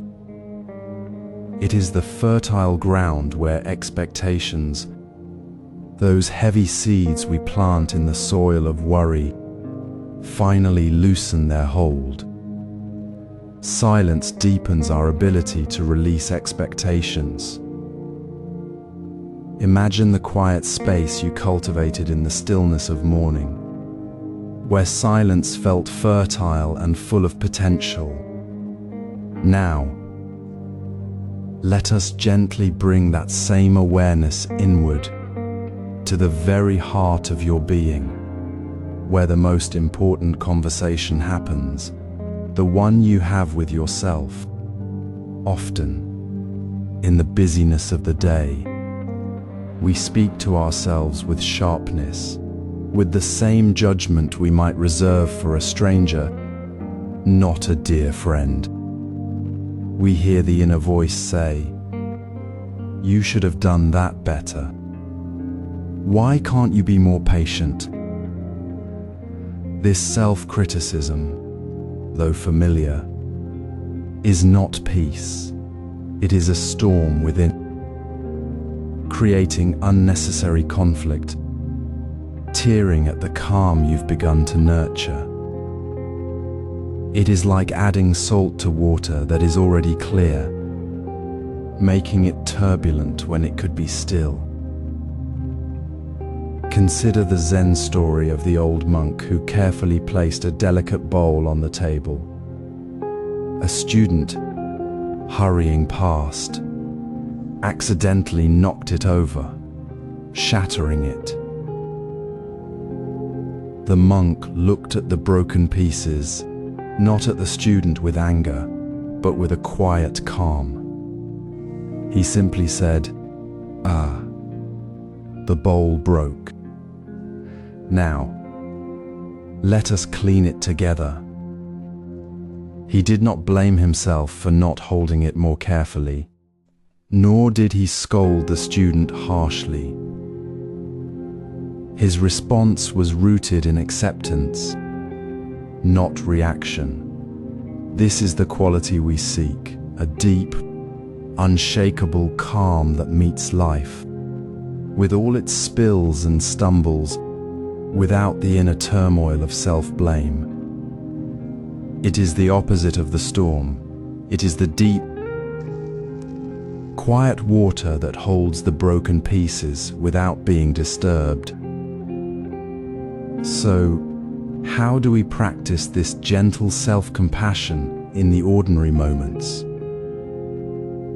It begins with a single, simple shift. When you notice that critical inner voice rising, pause. Take one slow breath. Then, speak to yourself as you would to a dear friend who is struggling.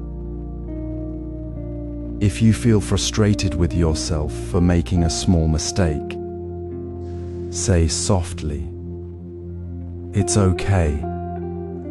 Everyone has moments like this. What do you need right now?"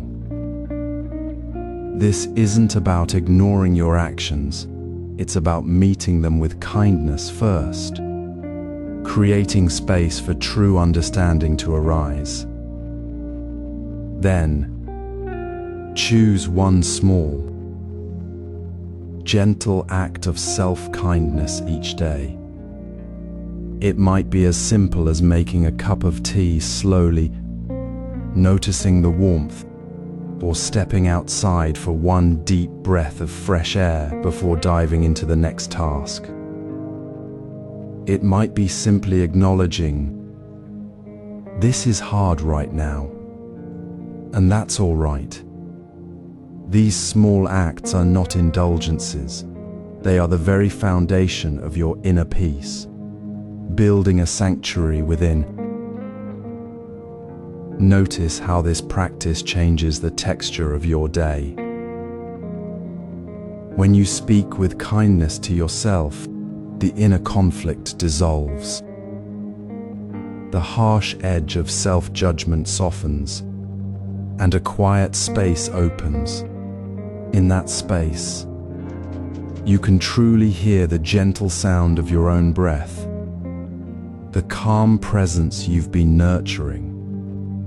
You begin to see that your worth is not tied to perfection, but to the simple act of being present with kindness for yourself.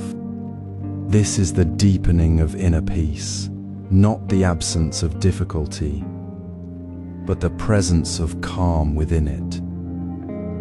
This gentle practice of self-kindness, woven into the fabric of your ordinary hours, supports the quiet integration of mindfulness into every part of your life.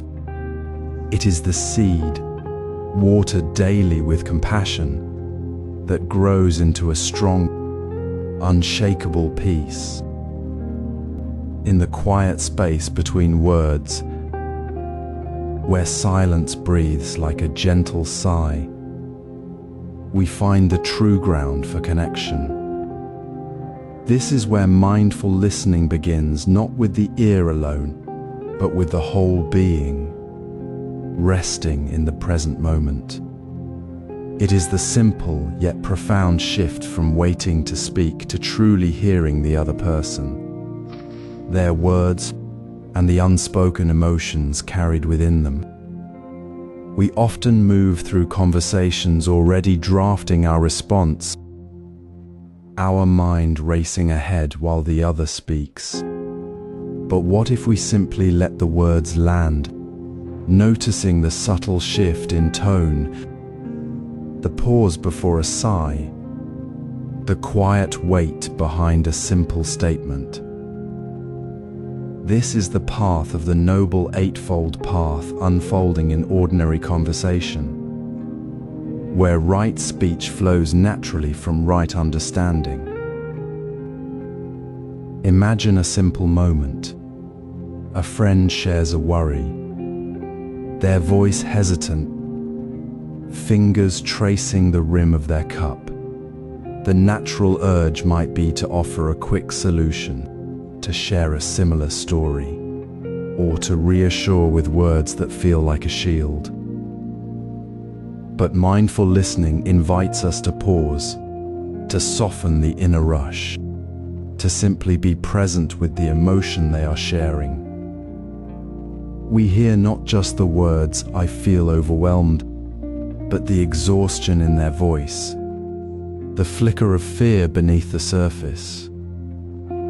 We notice the small tension in their shoulders, the way their eyes look down. We listen to understand the feeling, not to prepare our reply. This gentle awareness transforms a simple exchange into a true connection, a moment where both persons feel truly seen and heard, not just addressed. It dissolves the barrier between speaker and listener, creating a shared space of warmth and understanding. This practice requires no grand effort, only a willingness to soften our internal noise. It means noticing the impulse to interrupt, the habit of formulating our answer while the other speaks, and gently releasing that urge. We return, again and again, to the sound of their voice, the rhythm of their breathing, the unspoken story in their silence. It is not about perfect silence, but about a quieting of the inner commentary. We might find ourselves smiling softly as we truly hear the joy in a child's voice, or feeling a deep tenderness as we hear the sadness in a loved one's words. This is how we cultivate the deep awareness that includes all aspects of life without strain, extending our mindful presence beyond the conversation itself. To practice this in daily life, begin with one small conversation each day. Put away distractions, make gentle eye contact, and simply breathe with the other person. When you feel the urge to speak, pause and take one more breath. Notice what arises in you as you listen without planning your response. Feel the difference in the energy of the exchange. This is not about being perfect. It is about returning to the present moment, again and again, with kindness towards yourself and the other. It is the quiet practice of self-compassion, nurtured in Chapter 5, now flowing into our interactions with others, dissolving the barriers of misunderstanding. This deep listening, this gentle presence in the space of words, is the foundation. It is the quiet understanding that arises when we stop seeking to fill the silence and instead honor the space between us. It transforms every conversation, every shared moment, into a small act of peace. And as we nurture this awareness in our interactions, we discover that mindful listening naturally extends to how we respond to life's challenges, to the difficult moments and the unexpected turns, with the same calm presence and deep understanding we bring to the quiet space between words. Imagine the quiet space between one task and the next, a gentle pause often overlooked in the rush of daily life. You finish typing an email, close your laptop, and before reaching for the phone, you simply pause, not waiting for the next thing to happen, but allowing a soft breath to settle your awareness. This small stop, this mindful transition, is where the scattered energy of rushing dissolves.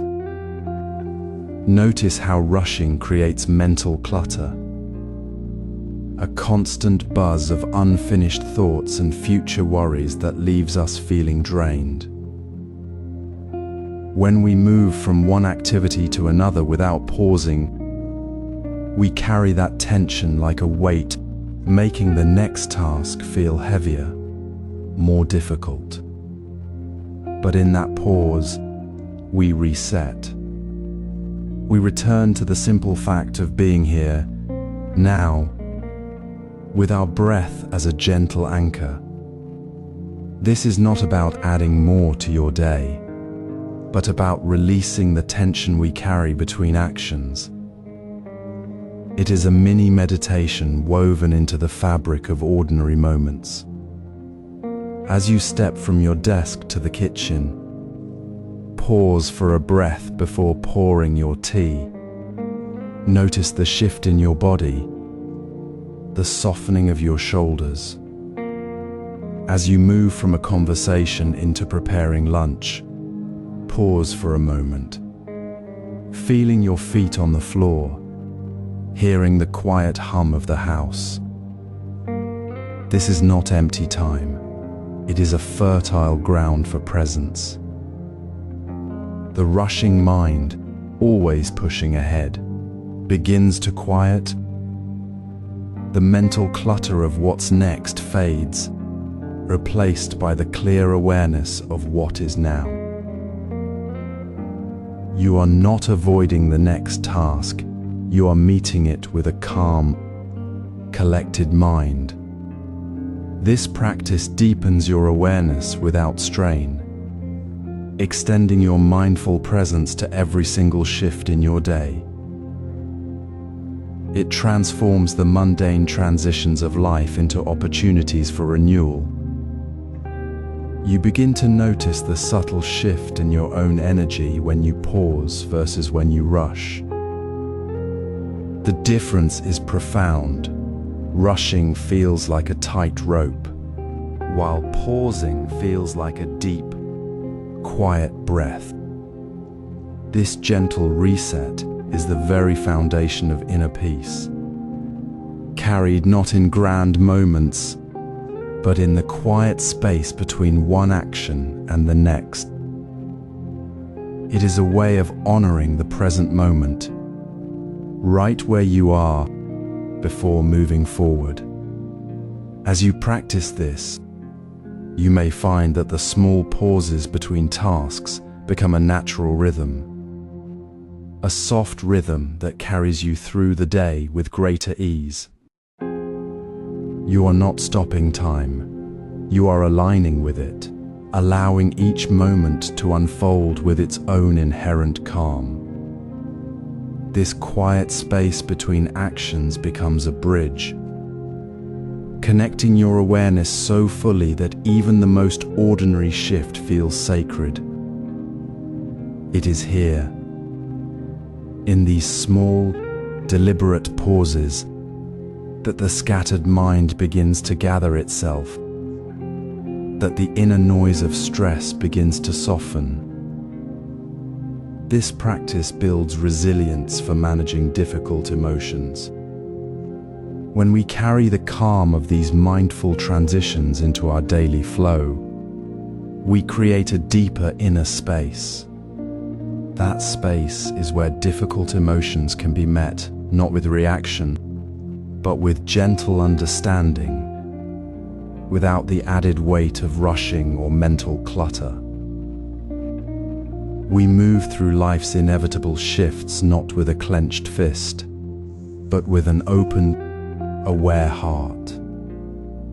When tension rises in a conversation, when words feel sharp or intentions seem unclear, the path of mindful response begins not with speaking, but with a gentle pause. Notice the subtle shift within your body, the tightening across the shoulders, the quickening of breath, the slight clench in your jaw. This physical sensation is not your enemy. It is simply data, a signal pointing to where your attention has been pulled. Instead of immediately forming a reply, rest in that space. Breathe in, breathe out, feeling the quiet space between the words and the reaction. This pause is not hesitation. It is the fertile ground where clarity can grow. Conflict often arises not from the words themselves, but from the unmet expectations we carry within us. We expect others to understand us without speaking, to act in ways that align with our inner map, to respond exactly as we imagine. When these expectations are unmet, frustration flares. The key is to notice this pattern without judgment. See the expectation as a gentle whisper within your mind, not a command. Ask yourself softly, what am I expecting that isn't present? This simple inquiry dissolves the illusion that the other person is the problem. The true source is the unmet need within yourself, a need for understanding, respect, or safety that has not yet been met. With this awareness, the response shifts from reaction to presence. Instead of meeting sharp words with sharper words, meet them with curiosity. Let go of the urge to judge or defend. Instead, wonder, what is this person truly needing right now? What fear or longing might be behind their words? This is not about changing them. It is about changing your relationship to the moment. Your voice becomes softer, your posture more open, your words chosen with care. You might say, I hear that you feel unheard. Can you help me understand what you need? This response, born of curiosity, disarms the tension without surrendering your own center. It meets the conflict not as an enemy to be defeated, but as a moment to be understood. This mindful response is not about avoiding difficult moments.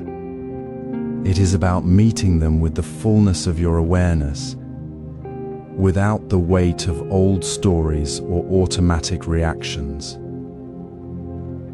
It is the deep listening we cultivated in the quiet space between words, now applied to the most challenging encounters. It requires no grand effort, only a willingness to feel the tension. Notice the expectation and choose curiosity over judgment. Try it now. As you recall a recent moment of friction, where did your body hold tension? What expectation was unmet? What might curiosity reveal? This is the practice not to make conflict disappear, but to transform how you experience it, finding peace not by escaping the storm, but by standing calmly within it. In this space of mindful response, something profound shifts. The struggle to control or fix the situation lessens, and a deeper peace begins to settle within. The energy once spent in resistance is freed, flowing instead into clear perception and compassionate action. This is the quiet strength of the Eightfold Path.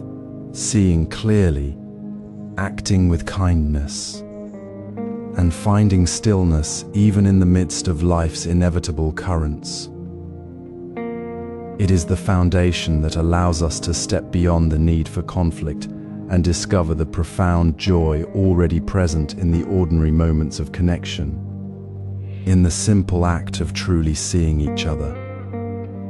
As we learn to meet each moment with such openness, we uncover a wellspring of peace that was never lost, only obscured by the noise of our own reactions. This mindful response supports finding joy in simple pleasures. In the gentle space between breaths, where the mind settles like dust in still air, we find a natural place to turn inward. You have already practiced mindful pauses between tasks, dissolving mental clutter with calm awareness. You have learned to notice tension before reacting, meeting conflict with openness rather than force.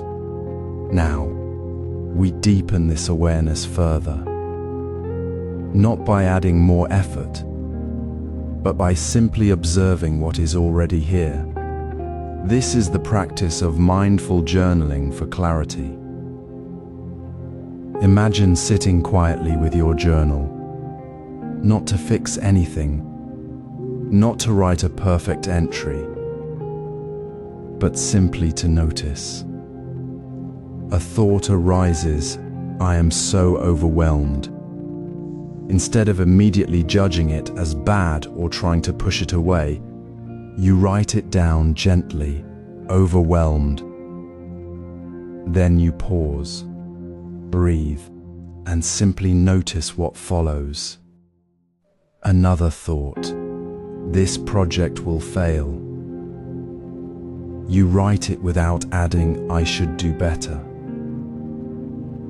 You notice the subtle tightness in your shoulders as you write, the familiar pattern of worry. This is not about analyzing the thought. It is about seeing it clearly, without the extra layer of judgment that creates more tension. You see the pattern. The thought arises.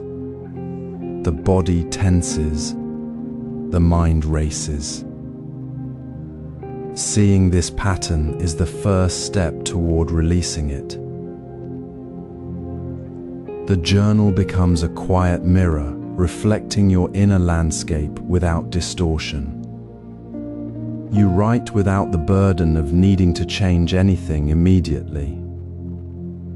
You notice the recurring worry about deadlines, the momentary anger at a small delay, the quiet joy when a bird sings outside your window.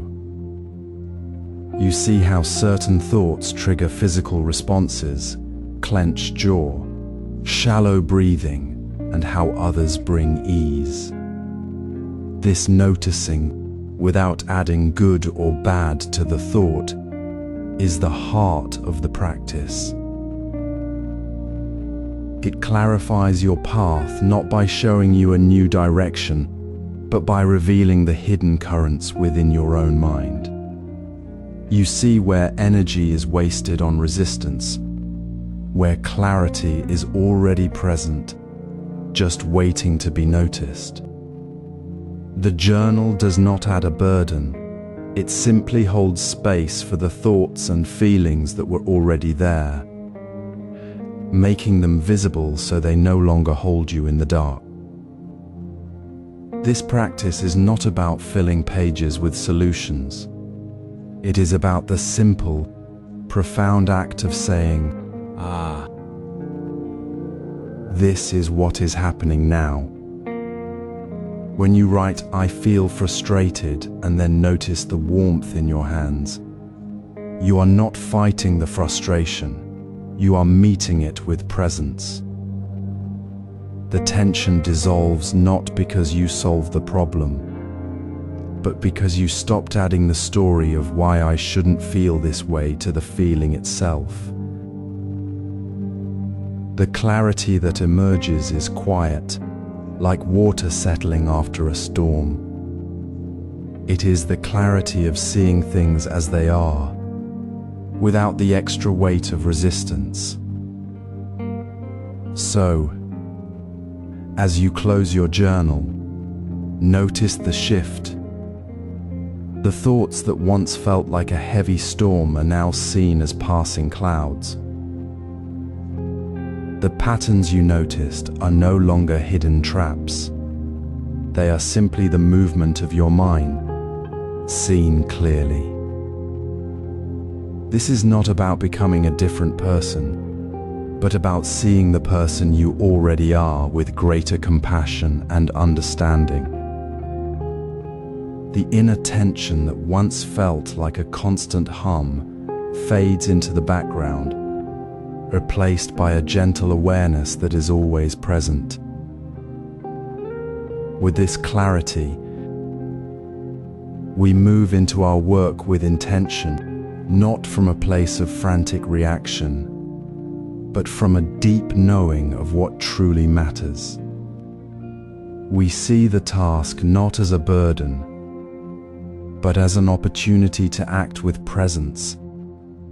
Just as we notice the tea steam in the quiet moment, the path unfolds, step by step, with the quiet confidence that comes from seeing clearly.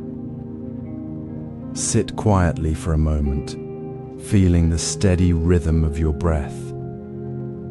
Now carry that clarity into your work life, where the path of right livelihood becomes not a distant ideal, but a daily choice. It is the gentle recognition that your hands are not merely tools for earning, but vessels for your deepest values.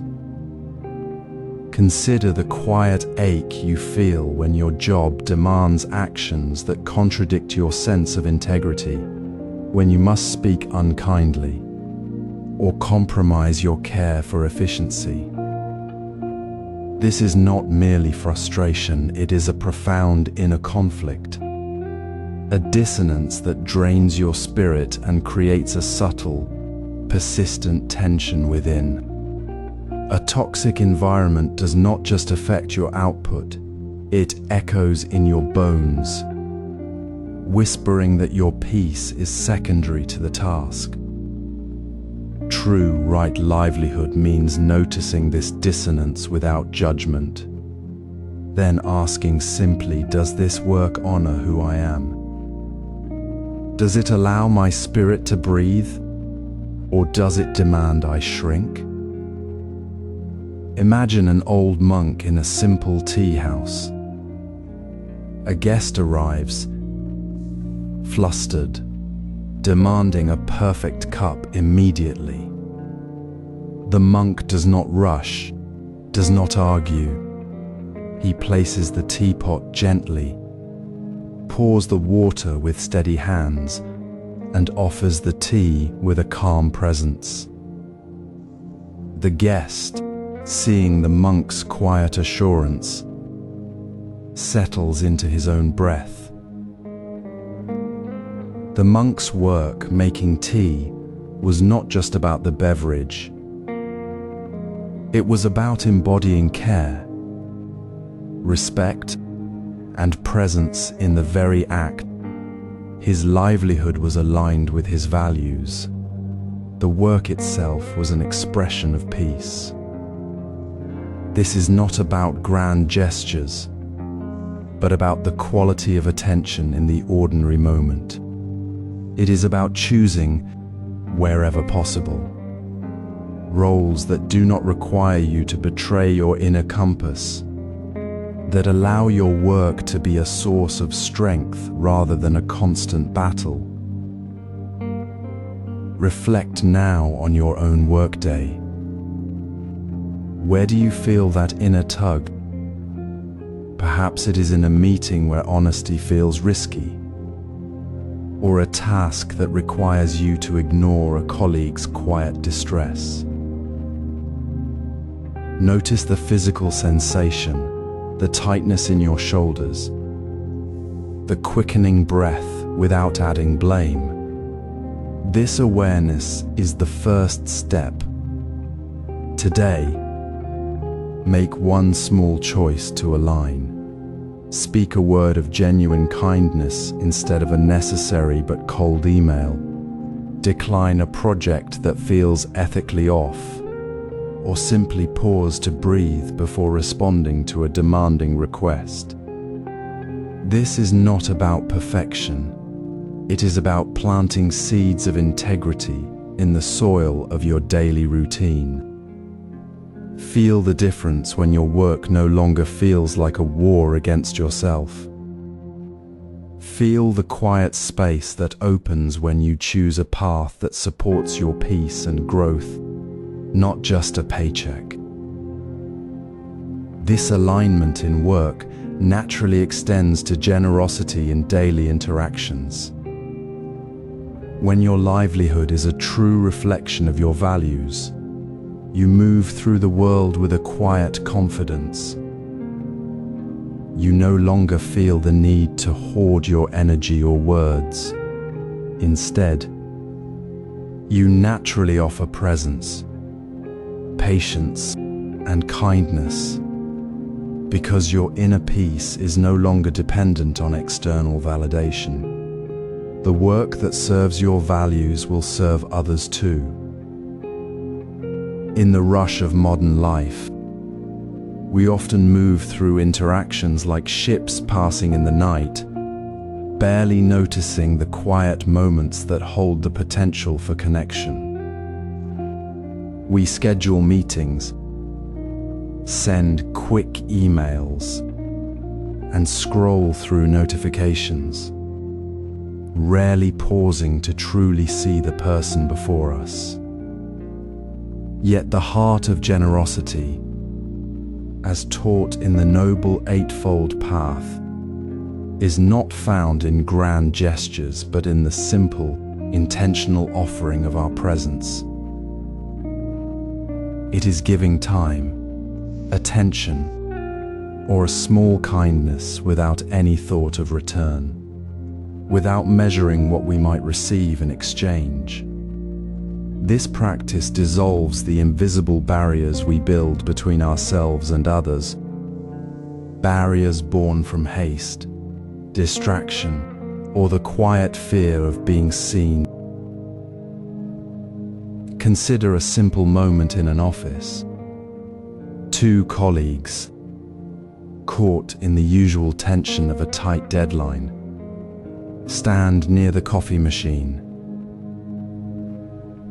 One notices the other's shoulders are tense, a slight furrow in their brow. Instead of moving quickly to their own task, they pause, offer a small smile, and say, "Would you like some coffee? I made an extra cup." There is no expectation, no hidden agenda. It is simply a gesture of care. The recipient, perhaps surprised by the unexpected attention, relaxes their shoulders. A word of thanks is offered. The tension between them, a subtle current of stress, dissolves into a moment of shared humanity. The giver feels a quiet warmth. The receiver feels seen. This small exchange, this offering of a cup of coffee without expectation, creates a ripple. It shifts the atmosphere of that small space, making it feel less like a battlefield and more like a place where people can breathe. It is a tiny seed of peace planted in the soil of daily interaction. This is the power of generosity practiced without strings. It is not about giving to feel good or to gain favor. It is about giving because we recognize the shared humanity in another moment, in the simple act of being present. When we offer our attention fully, when we listen without planning our response, when we share a moment of quiet kindness without needing it to be noticed, we begin to see the world not as a collection of separate individuals, but as a web of interconnected moments. The barriers we feel between us, the walls of busyness, the walls of self-concern, soften and fade. We see the other person clearly, not as a task or a problem, but as a fellow traveler. This practice, woven into the fabric of our work and relationships, does not create a perfect world, but it creates a moment of peace within it. It reminds us that we are never truly alone in the quiet space of genuine connection. So today, as you move through your day, notice one small opportunity to offer your presence without expectation. It could be a genuine "How are you?" met with a full listen, a moment of patience when someone else is struggling, or simply sharing a small thing, a helpful resource, a word of encouragement, without needing to be thanked. Do not measure the impact, simply offer it. Feel how the act of giving, without holding on to the need for something in return, softens your own heart and opens a space for the other person to be seen. This is how generosity flows from the inner peace cultivated through mindful work and ethical choices. It is the natural expression of clarity and compassion that arises when we live with integrity in the present moment. When we offer kindness without expectation, we create the conditions for deeper connection.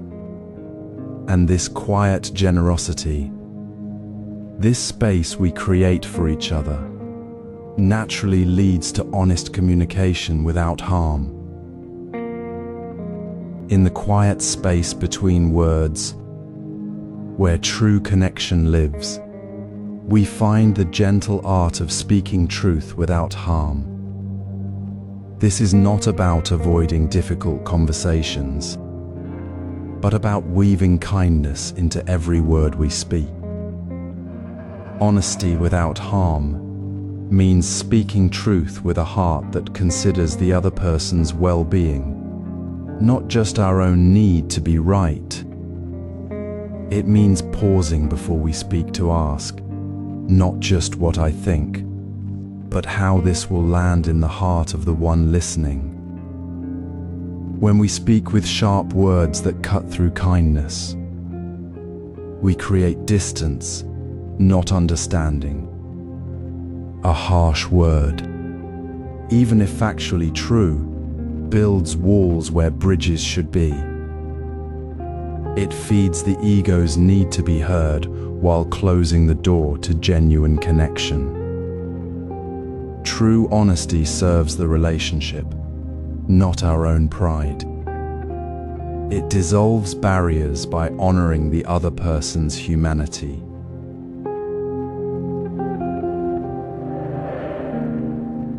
Consider this ancient Zen story.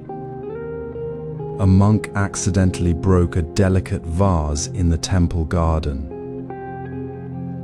When confronted, he did not make excuses or blame the wind.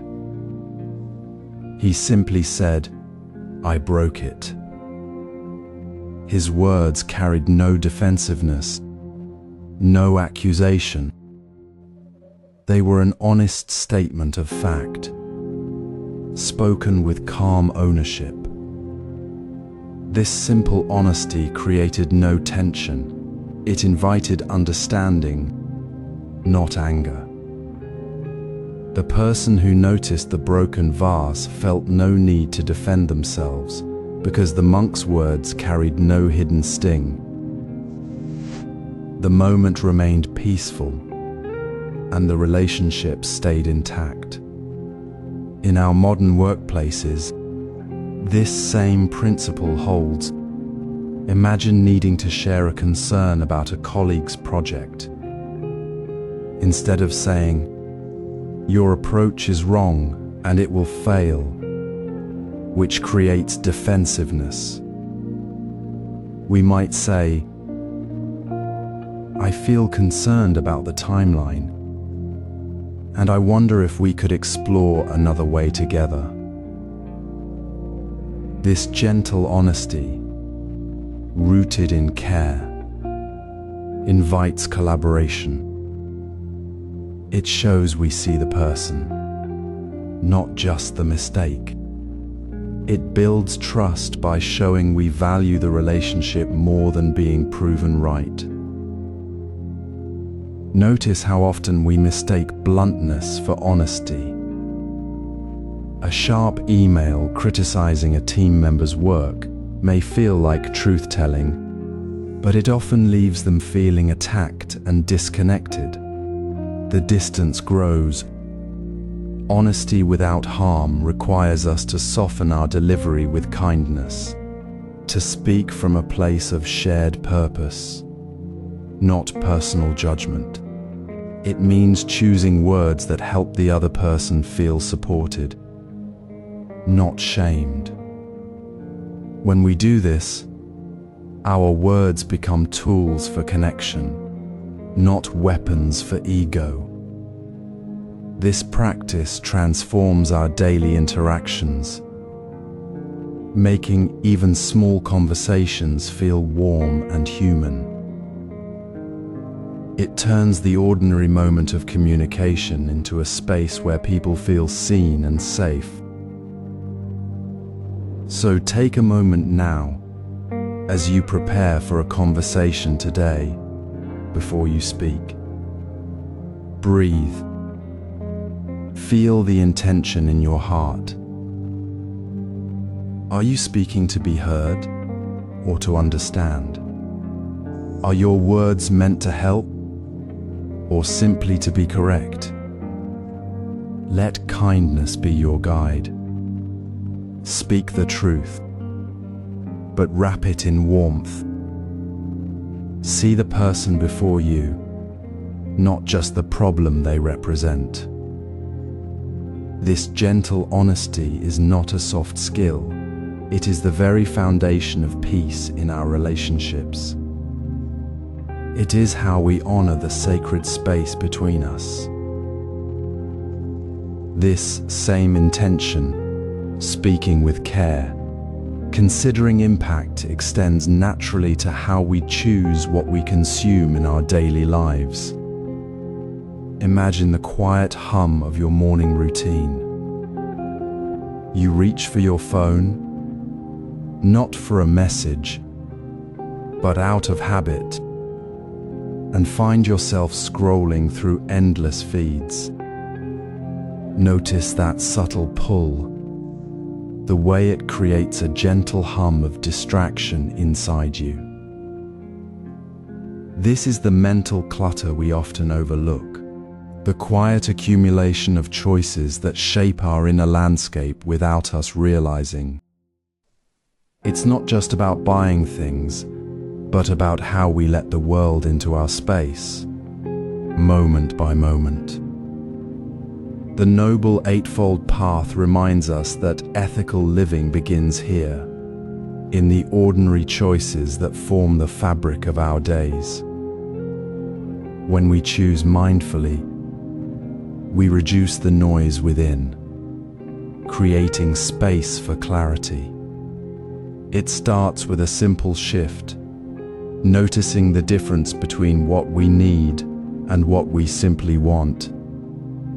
Do the items we bring into our home, the information we consume, the time we spend, truly align with what matters most to us? Or do they reflect an unconscious habit, a gentle tug towards something that doesn't serve our peace? Consider the simple act of choosing a teacup. In a Zen practice, this isn't just about the cup itself.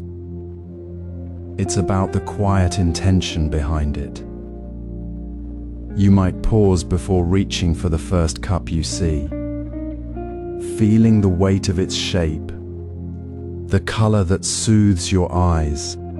You notice if it's a cup you've always used, worn smooth with time, or if it's a new one, perhaps chosen for its bright pattern, but feeling slightly out of place. You choose the one that feels right,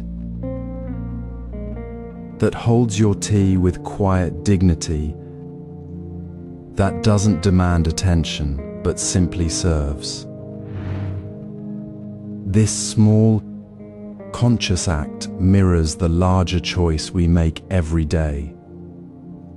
It's not about deprivation, but about alignment. Choosing a simple, well-made teacup over a flashy, disposable one isn't about saving money. It's about honoring the value of presence. of choosing what supports your calm rather than adding to your clutter. When we extend this awareness to our daily lives, to the work we take on, the relationships we nurture, the media we consume, we stop reacting to the constant pull of the external world. We begin to respond from a place of inner knowing. Reflect on your own daily rituals. When you open your email inbox, what is the first thing you notice? Is it the urgent demand, or the quiet space you've created to choose how to engage? When you consider a new purchase, what does the pause feel like? Does it feel like a weight lifting or a subtle tightening? Notice the urge to add more information, more things, and gently ask, does this choice align with my values of simplicity and peace? Does it support my clarity or create another layer of mental noise? This isn't about perfection, it's about the gentle, ongoing practice of turning toward what serves you, not what exhausts you. It's the quiet courage to say no to the things that don't fit, and yes to the things that feel true. This conscious choice, this simple alignment of our actions with our deepest sense of self, reduces the constant background stress of feeling pulled in too many directions. It supports the clarity we need to meet life with an open heart, not a cluttered mind. This mindful approach builds resilience for life's changes. Life often brings moments that feel like storms gathering on the horizon, unexpected challenges, difficult conversations, or the quiet ache of uncertainty. In these times, we may instinctively seek to push the discomfort away, to distract ourselves or numb the feeling. Yet, this very avoidance can deepen the storm within, amplifying stress and leaving us feeling more lost. True strength, however, doesn't come from fleeing what is difficult. It grows quietly in the space where we choose to meet discomfort with gentle awareness. Not with force, but with the simple, steady presence of noticing the tightness in the chest, the sharpness in the voice, the way the mind races toward the future. This is the heart of resilience, training ourselves to stay with the feeling, not to fix it immediately, but to simply be with it as it is. When we stop fighting the rain, we can finally feel the coolness on our skin. Imagine sitting by a window as rain begins to fall. The initial reaction might be to pull the curtains shut, to avoid the messy, wet world outside. But what if you simply watch the rain? See how the drops gather and slide down the glass, how they blur the world beyond, yet also cleanse it. The rain isn't pleasant or unpleasant, it simply is. Your attention, resting there without judgment, becomes a quiet anchor. You don't try to stop the rain, nor do you let it drown you. You simply observe its rhythm, and in that observation, the tightness in your shoulders begins to soften. This is the essence of mindfulness as resilience. It's not about avoiding the storm, it's about learning to stand in it, feeling the water on your face, yet knowing the ground beneath your feet remains firm. This practice transforms how we meet life's inevitable hardships. Instead of the mind instantly leaping to worst-case scenarios or shutting down entirely, we pause. We notice the physical sensation of stress, a knot in the stomach, a quickened breath, and gently place a hand on our heart, or feel the solid earth beneath our feet. We say to ourselves, not with criticism, but with kindness, "This is hard right now." In that small moment of acknowledgement, the struggle loses some of its power. The story we tell ourselves about the difficulty, "I can't handle this," softens, replaced by the simple truth of the present moment. We don't become immune to pain, but we become less afraid of it. We discover that discomfort, like the rain, is temporary, and we are not broken by it. This is how resilience is built, not through grand efforts, but through countless small choices to meet each moment with awareness, not escape. You might find yourself in a difficult conversation later today. Your throat tightens, your mind races. Instead of reacting, pause, breathe. Feel your feet on the floor. Notice the feeling without naming it bad or trying to make it vanish. Just be with it, as you would with the rain on the window. The space between the thought and the reaction becomes your strength. You don't need to solve everything in that moment. You simply need to be present with what is. This gentle, unwavering attention is the quiet foundation from which true resilience grows. It is the practice of showing up for life, not as a victim of circumstance, but as a witness to your own unfolding experience. This resilience supports managing difficult emotions with awareness. Feel the quiet space between your thoughts right now. Notice how the air moves through this room, how light falls on the floor, how your body rests gently against the chair. This simple presence is where true strength begins. When difficult emotions arise, anger, sadness, anxiety, do not rush to label them good or bad. Instead, simply notice them as they are, like clouds passing through a vast sky. They are not you, nor are they permanent. They come, they shift, they fade, just as weather patterns change without judgment. You might feel a tightness in your chest, a wave of frustration, or a deep sadness. Rather than fighting it or clinging to it, let your awareness hold it softly, like holding a single leaf floating on a stream.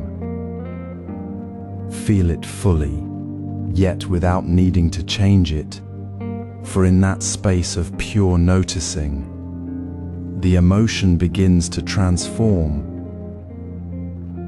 Remember the old story of the monk walking through a fierce storm. Rain poured, wind howled, and the path became slick mud. His companion, anxious and stumbling, cried out, "This weather is terrible." The monk paused, looked at the storm, and said, "Yes, The weather is strong today. He did not argue with the storm, nor did he call it good or bad. He simply acknowledged it as it was and continued walking. His peace was not found by changing the weather, but by changing his relationship to it. Your emotions are like that weather. They are part of the landscape of your experience, not your identity. When the storm of feeling seems overwhelming, bring your attention to your breath. Feel the gentle rise and fall of your abdomen, the cool air entering your nostrils, the warm air leaving. This simple anchor is always available. It is not about stopping the emotion, but about staying grounded within it. Take one slow breath in, noticing the space it creates, and one slow breath out, releasing any tension. This is how you build resilience, not by avoiding the storm, but by learning to stand steady within it, knowing the storm will pass. Now, gently bring your awareness to your own breath.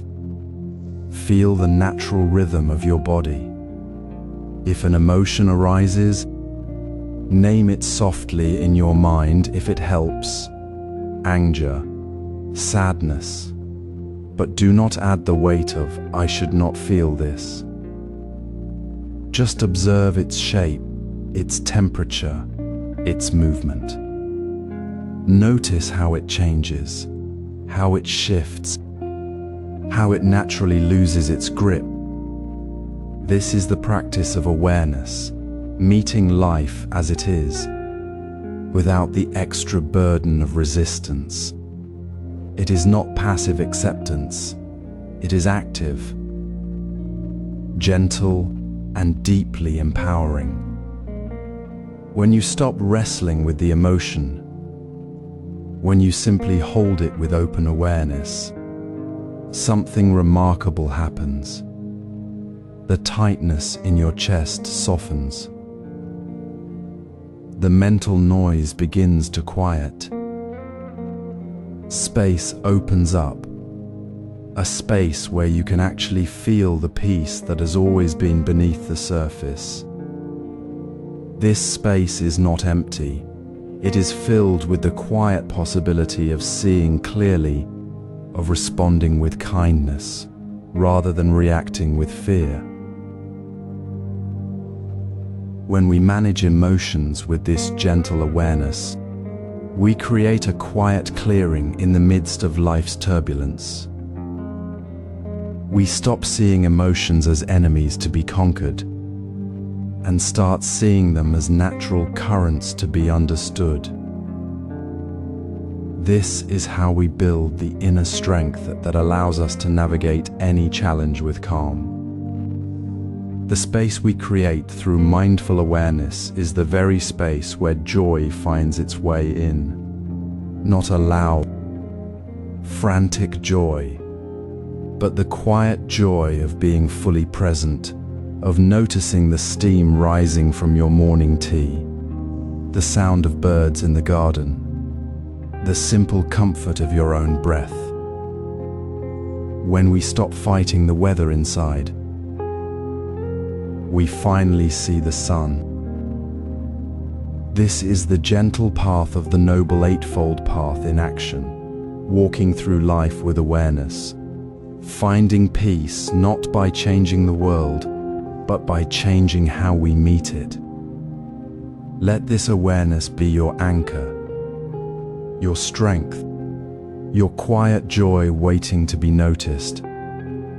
Have you ever noticed how often joy hides in plain sight, waiting for us to slow down?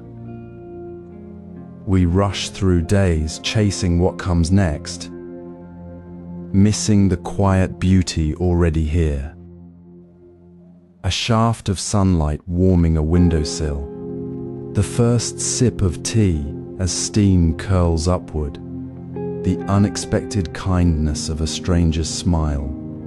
These ordinary moments hold a deep, quiet joy we overlook because we are always moving toward the next thing. This isn't about grand experiences. It's about the profound peace found in simply being present with what is right now. When we move through life at a speed that leaves no room for noticing, we miss the very essence of being alive. The mind, trained to seek the next goal, overlooks the nourishment offered by the present moment.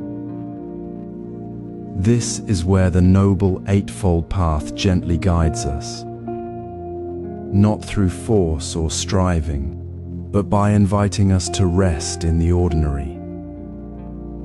True resilience isn't built by pushing through discomfort alone. It's nurtured by learning to find peace within the simple, unremarkable flow of each day.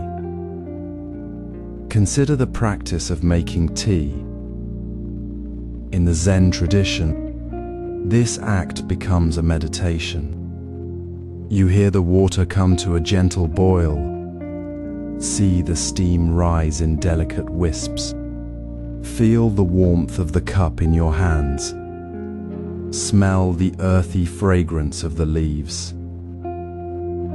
You don't rush to drink it, you notice the color of the liquid, the way the steam dances in the morning light. This isn't just about tea. It's about training the mind to be fully here, not somewhere else. The steam isn't a distraction to be ignored. It's a signal to pause, to soften, to be with the moment. In that pause, without needing to change anything, a quiet joy arises naturally. It's not a loud happiness, but a deep, steady calm that settles in the bones. This is the joy that nourishes the spirit, not through seeking, but through noticing. It's the difference between seeing a cup of tea and truly experiencing its warmth, its scent, the moment of stillness it creates. When we practice this, we begin to see how often we've been missing the very things that bring peace. We miss the sound of birds in the morning because we're already thinking about the meeting.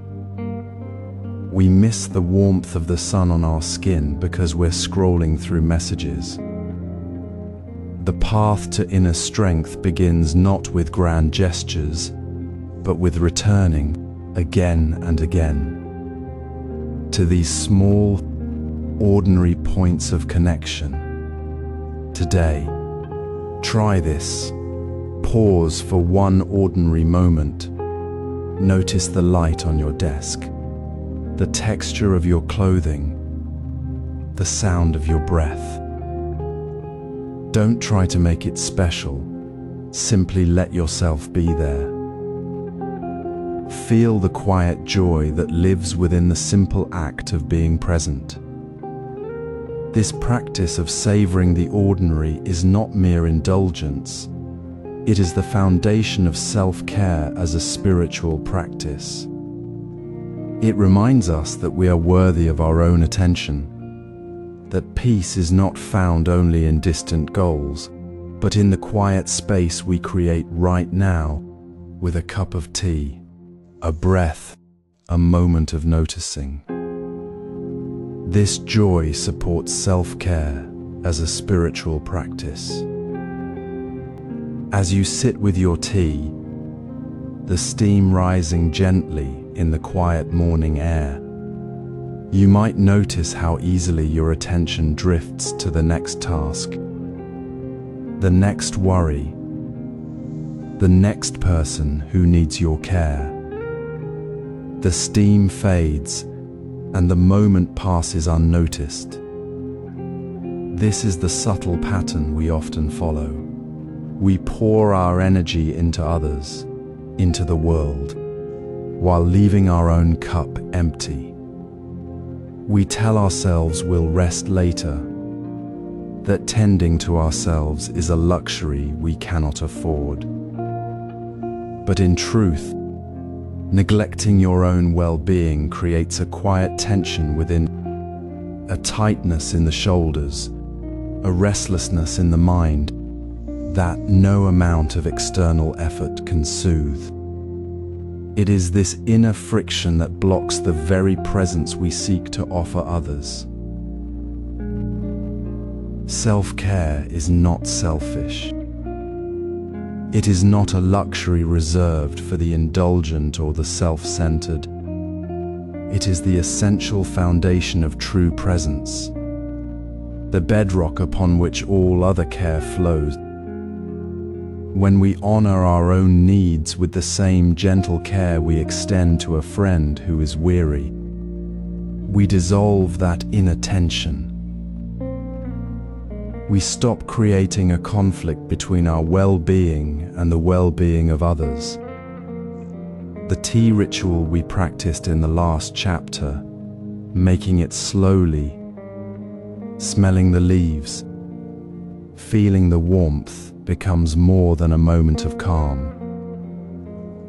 It transforms into a practice of self-honor. You might pause before pouring your own cup, noticing the weight of your own tiredness, the quiet ache of needing rest. Instead of pushing through, you choose to sit, to breathe, to simply be with that need. This is the spiritual practice, seeing your own need not as a flaw, but as a sacred signal, a call to return to yourself. Imagine you've been working all morning, your mind racing with tasks. Your body feels heavy, your focus scattered.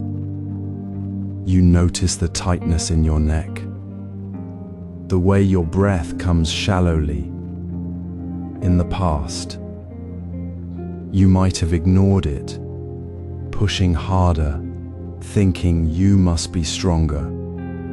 But today, you pause, you set down your work, place your hands gently on your knees, and take 3 slow breaths.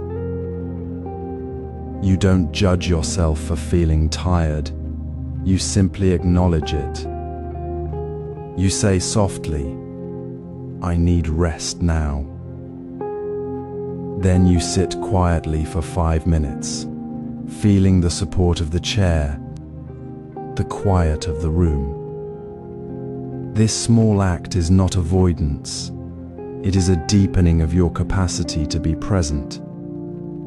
It is the moment you realize that tending to your own well-being is not separate from tending to the world.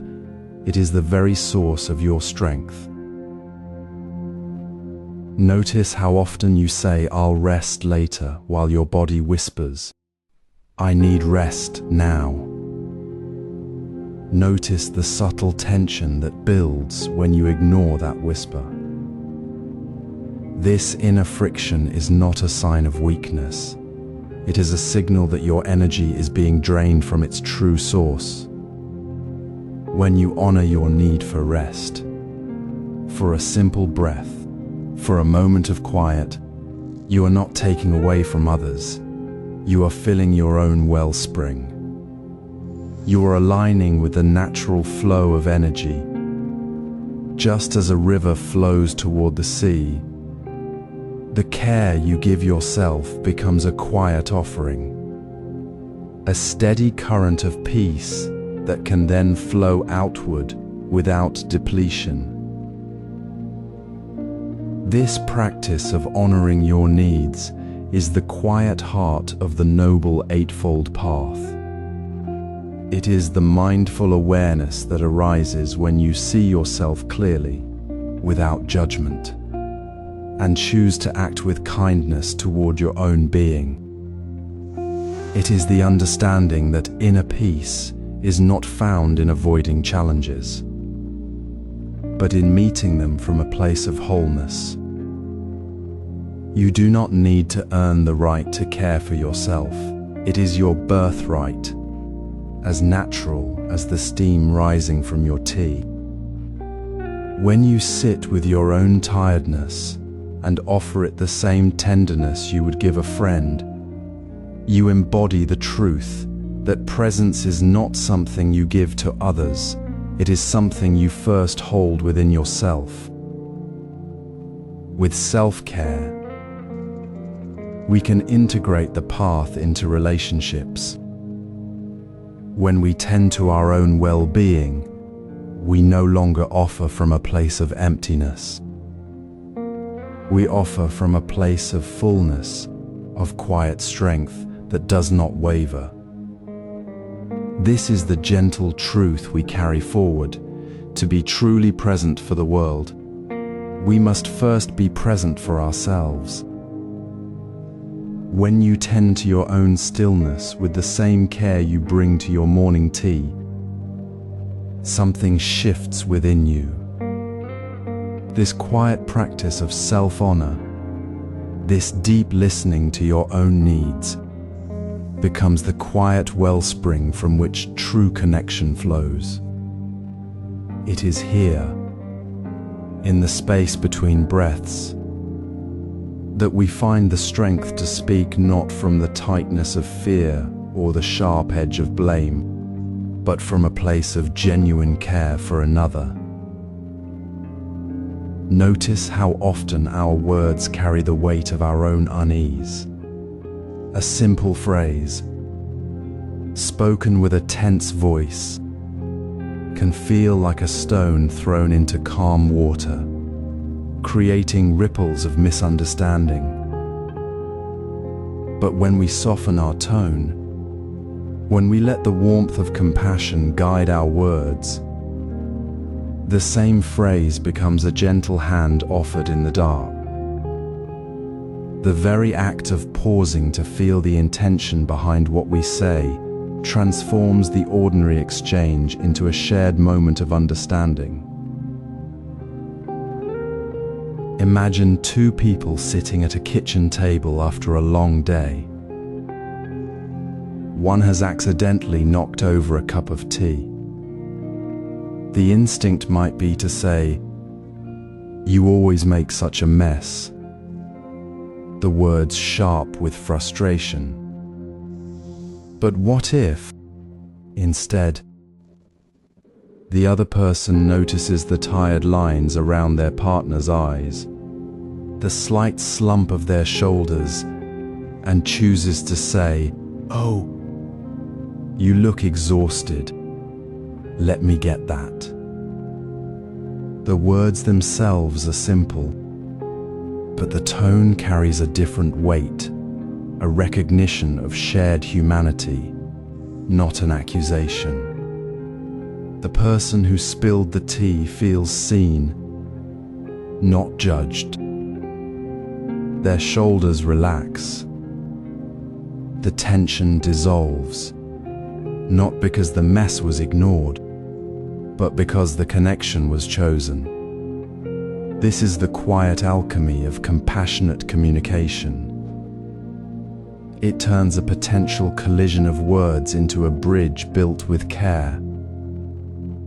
The conflict doesn't vanish, but its sharp edges soften, and a deeper connection takes root. This is not about perfect speech or avoiding difficult words. It is about the quality of our presence within the words. It is the conscious choice to let the compassion we cultivate within ourselves flow outward, to shape how we meet the world, especially the world of other people. Before speaking, we might take one slow breath, feeling the space in our chest, asking gently, what does this person truly need to hear right now? This simple pause, born of self-care, allows the fear to gently release its hold. We speak from the calm center we've nurtured, not from the storm we carry inside. The words become a vessel for care, not a weapon of blame. The listener feels the safety in the tone, and their own defensiveness melts away, opening space for a real conversation to begin. So, in your next interaction, notice the subtle shift within yourself.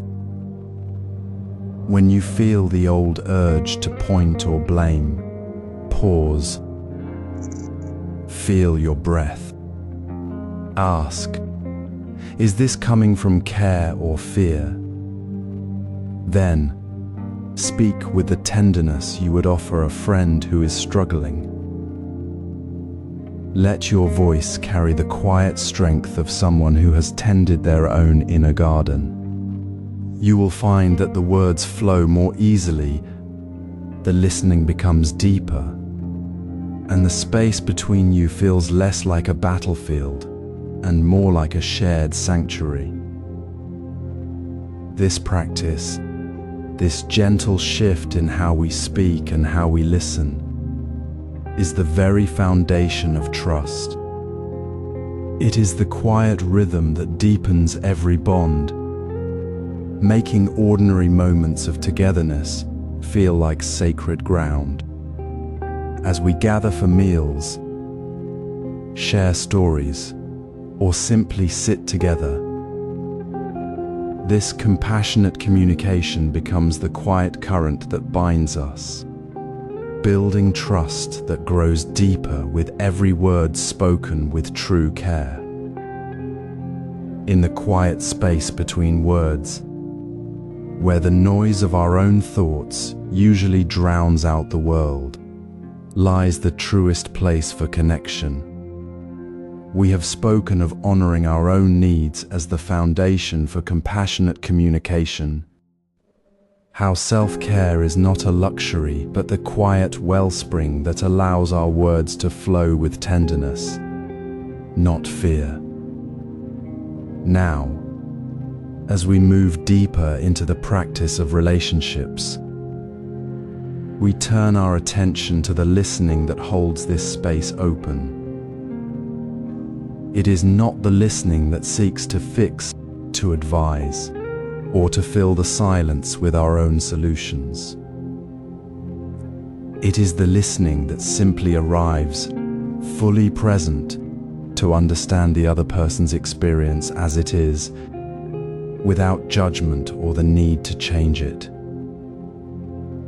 Notice, gently, how your mind often wanders during conversations. A thought about your own worries drifts in, or you begin rehearsing your response before the other person has finished speaking. This is natural, a habit of the restless mind. The practice is not to scold yourself for wandering, but to notice the drifting and softly return to the sound of their voice, the rhythm of their words, the space they are creating with their presence. When you listen to understand, not to fix, you create a shared sanctuary. You become a safe container for their feelings, a mirror reflecting their truth without distortion. This simple act, being fully present without the urge to intervene, deepens intimacy and trust in a way that words alone never can. It whispers, "I see you. I'm here with you, exactly as you are." Consider a moment shared over tea. Two people sit together in quiet companionship. The steam rises from the cup. The sound of pouring water is soft. The light falls gently on the table. Your mind might drift to the meeting tomorrow, but you gently return to the warmth of the cup in your hands, to the other person's quiet expression, to the unspoken space between their words. You hear not just the words, but the sigh behind them, the hesitation, the quiet hope in that space. No fixing is needed, only the simple, profound gift of being truly heard. This is how active listening transforms ordinary moments into sacred ground. It dissolves the barriers we build between ourselves and others, revealing the shared humanity beneath the surface. So, in your next conversation, try this. Let go of the need to be right, to be helpful, to have the perfect answer. Instead, bring your full presence to the words being spoken. Notice when your mind drifts, and with tender compassion, return to the moment. Feel the weight of the silence not as emptiness, but as the fertile ground where true connection takes root. As you practice this gentle listening, you create a space where the natural healing of forgiveness can arise, not as a forced act, but as the quiet unfolding of inner peace that comes from seeing another person and yourself clearly and without resistance. This listening supports forgiveness as inner peace. Consider the weight we carry unseen. It settles in our shoulders, tightens in our chest. A silent stone we hold for another's actions. This burden is not for them, it is ours alone to bear. Forgiveness does not mean forgetting or excusing what happened. It is not about the other person's behavior, but about releasing the poison we drink. When we hold resentment, we are the ones poisoned. Our peace slowly eroded by the very thing we cling to. The anger, the hurt, the need for them to be different, they are like chains we forge and wear, binding us to a moment that has already passed. Imagine two friends walking in a quiet garden. One carries a heavy stone in their hands, its weight pulling them down with every step. The other, noticing this, says nothing. They simply walk beside them, sharing the path without judgment. The stone represents the hurt, the unspoken words, the memory of the slight. The one holding it feels the strain, the constant reminder of the wound.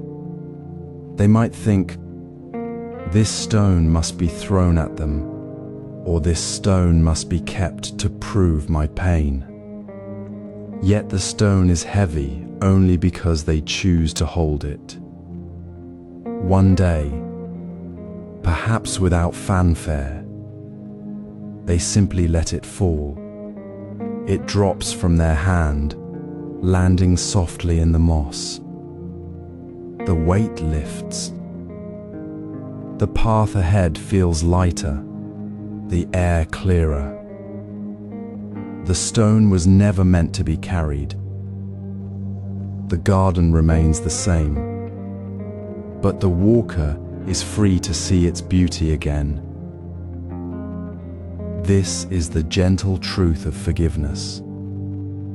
It is not a grand gesture for another. It is a quiet return to ourselves. It is noticing the tightness in your jaw when you recall a past conflict. The way your breath shortens when you think of someone's words. You see the pattern. You are the one holding the stone, the one drinking the poison. Forgiveness is the choice to set it down. Not because the other person deserves it, but because you deserve the space to breathe. It is reclaiming your peace, moment by moment, as you release the story you've been telling yourself. You are not excusing the action, you are refusing to let it define your present. You are choosing to be here, now, with your own heart open. In this practice, there is no need for grand resolutions or apologies from others. It begins with a single breath, a moment of noticing, I'm holding on to this. You feel the tension, you name it gently, and then you let it go. It may happen in a blink, or it may take many returns to the same stone. Each time you release it, even a little, you reclaim a piece of your own calm. You are not becoming someone else. You are remembering who you already are, whole, unburdened, capable of seeing clearly. Notice how often we confuse forgiveness with weakness. It is not. It is the deepest strength. The courage to face your own pain without turning it into a weapon against another. It is the wisdom that recognizes that the other person's actions, however hurtful, do not have the power to imprison your peace unless you allow them to. Your peace is not dependent on their behavior. It is a space within you that you choose to protect. As you move through your day, let this be your gentle anchor. When a memory stirs the old stone, pause, feel the weight, then breathe, release. You are not abandoning your truth. You are making room for your peace to return. The path ahead is not about changing others or fixing the past. It is about walking freely in the present, carrying only what serves your quiet, clear heart. When forgiveness becomes your quiet anchor, you step into family time with a presence that is truly here, not scattered by the echoes of what has been. You see your loved ones with eyes unclouded by old hurts, ready to share the moment as it is. When we gather with those we love, the simplest moments hold profound potential for peace. Often we move through family time on automatic pilot, our minds scattered across countless tasks while our bodies sit at the table. We glance at our phones during dinner, half listening as a child shares their day, our attention divided between the present and 1,000 other concerns. This subtle multitasking, this constant pulling away, creates a quiet distance between us. We are physically together, yet emotionally absent, and over time, this small distance accumulates, making the home feel less like a refuge and more like a place of unspoken tension. True presence requires something different. It asks us to gently set aside the internal to-do list, to let the weight of the world lift just for this moment. It means truly seeing the steam rising from a bowl of soup, noticing the quiet focus in a partner's eyes as they speak, hearing the small details in a child's voice without mentally drafting a response. This is not about grand gestures or perfect silence. It is about the quiet, Steady choice to be fully here, right now, with the dear ones before us. Imagine a simple moment, a parent sitting with their young child at the kitchen table, helping with a drawing. The parent puts down their phone, places their hands gently on the table, and simply watches as the child's small fingers move the crayon. They notice the concentration on the child's face, the slight frown of effort, the way the crayon skips on the paper. In that noticing, without needing to fix or distract, a deep warmth arises. The child feels seen, not just heard. The parent's own mind settles, the usual chatter fading. This is the sanctuary we create. It is not a physical space, but a quality of attention that transforms ordinary time into sacred ground. The home becomes a haven not because of perfect circumstances, but because of the quiet, unwavering presence we offer within it. When we arrive fully, without distraction, we dissolve the barriers that resentment and distance build. We see the loved one clearly, without the cloud of our own worries or past grievances. We see them as they are, right now, and in that seeing, peace naturally blooms. This is how we sustain the path. The forgiveness we practiced earlier, the quiet release of burdens, finds its natural home in this very presence.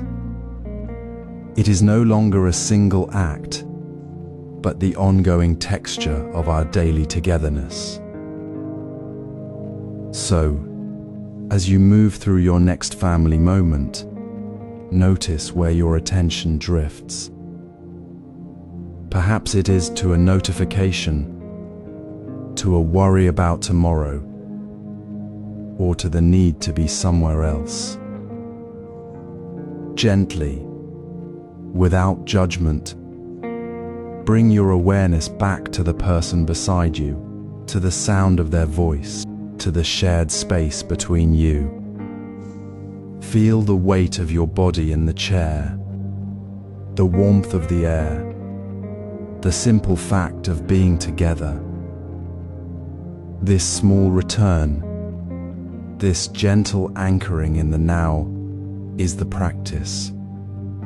It is the foundation that makes the home a true sanctuary, a place where peace is not sought but simply known, moment by moment.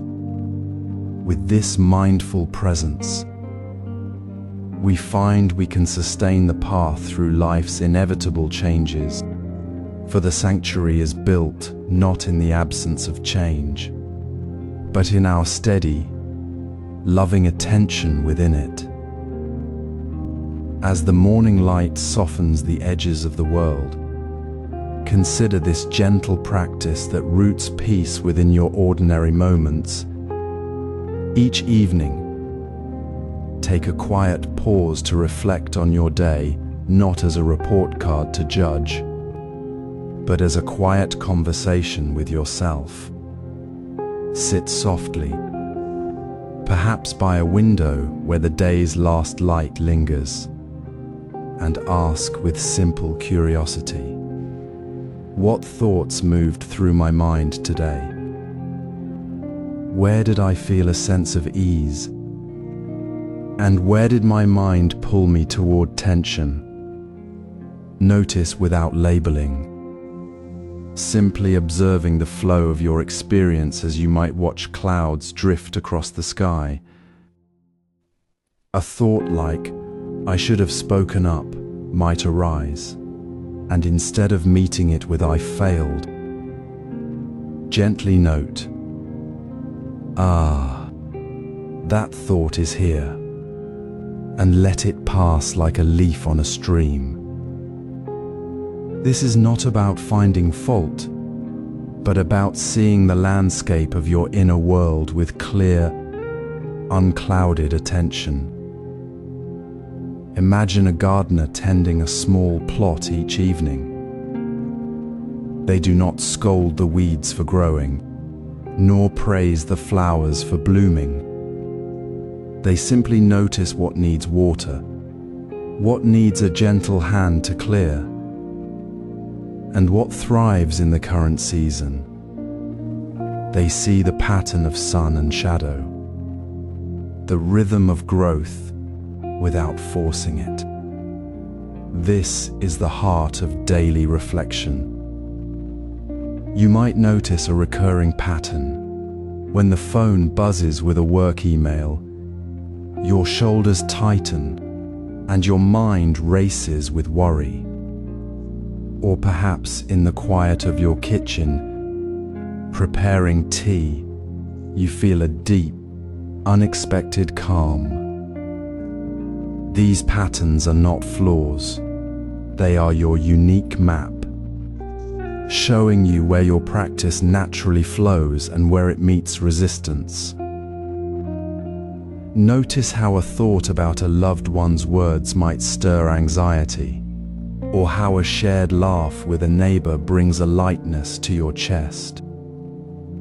Each observation, however small, reveals a thread in the fabric of your life, pointing toward the very next step you need to take. This practice is not about achieving a perfect state, but about recognizing the subtle shifts that guide you forward. When you notice a pattern that hinders peace, you can choose a gentle adjustment, not by forcing change, but by noticing the pattern itself. The thought that arises when you feel overwhelmed might simply become, "This is the feeling I'm carrying now," and then you can choose to breathe or to step outside for a moment. The pattern that supports peace, like the quiet joy in a shared meal, becomes a gentle anchor you can return to. It is through this quiet noticing, this daily tuning of your inner compass, that the Eightfold Path becomes not a distant ideal, but a lived rhythm within your life. You begin to see that peace is not found in avoiding difficulty, but in meeting each moment with clear awareness, knowing that the path unfolds as you walk it. As the seasons turn, so too do the challenges and joys of life. This daily reflection is your way of adapting the path to the ever-changing landscape of your days, not by rigidly holding to a single understanding, but by staying open and responsive. It reveals that your journey is uniquely yours, shaped by your own observations, your own gentle choices, and your own unfolding wisdom. And so, as you close your eyes tonight, notice the quiet space between thoughts, the uncluttered attention that remains when the day's noise fades. This is the foundation that sustains you, the quiet wellspring from which all peace flows. The path adapts, and you walk it, one clear, curious moment at a time. Life flows like a river, carving new paths through changing landscapes. Our practice of the Noble Eightfold Path is not a fixed structure to be rigidly held, but a living current to be gently guided. As seasons shift and life brings new chapters, new responsibilities, unexpected challenges, or quiet moments of stillness, the core principles remain steady. yet our expression of them must flow with the moment. Holding the path too tightly, like grasping a fistful of sand, only creates tension and struggle. True peace arises not from forcing the same posture onto every circumstance, but from the quiet awareness that allows us to adjust with ease. Consider the gardener who tends a single, ancient tree in spring. The focus is on nurturing new shoots, careful with water and sun. In summer, the attention shifts to managing the full canopy, providing shade and support. When autumn arrives, the practice turns to gathering fallen leaves and preparing the roots for rest. The gardener does not abandon the care of the tree in any season. They simply respond to its changing needs with the same gentle intention. They do not force a spring ritual in winter, nor ignore the tree's need for rest. This is the essence of flexible practice. It is not about discarding the path, but about recognizing that the path itself is not a single, unchanging route. The mindful attention, the ethical conduct, the wisdom, the effort, they are the constant soil, while the specific actions bloom differently with each season. Notice the subtle resistance that arises when we cling to a fixed way of practicing. Perhaps you find yourself feeling frustrated because your morning sitting meditation feels impossible after a long work day, or you judge yourself for not following your usual mindful eating routine while traveling. This struggle comes not from the path itself, but from the rigid expectation that your practice must look exactly the same, regardless of the moment. It is the mind creating a barrier where there is none. True adaptation begins with noticing this resistance without judgment.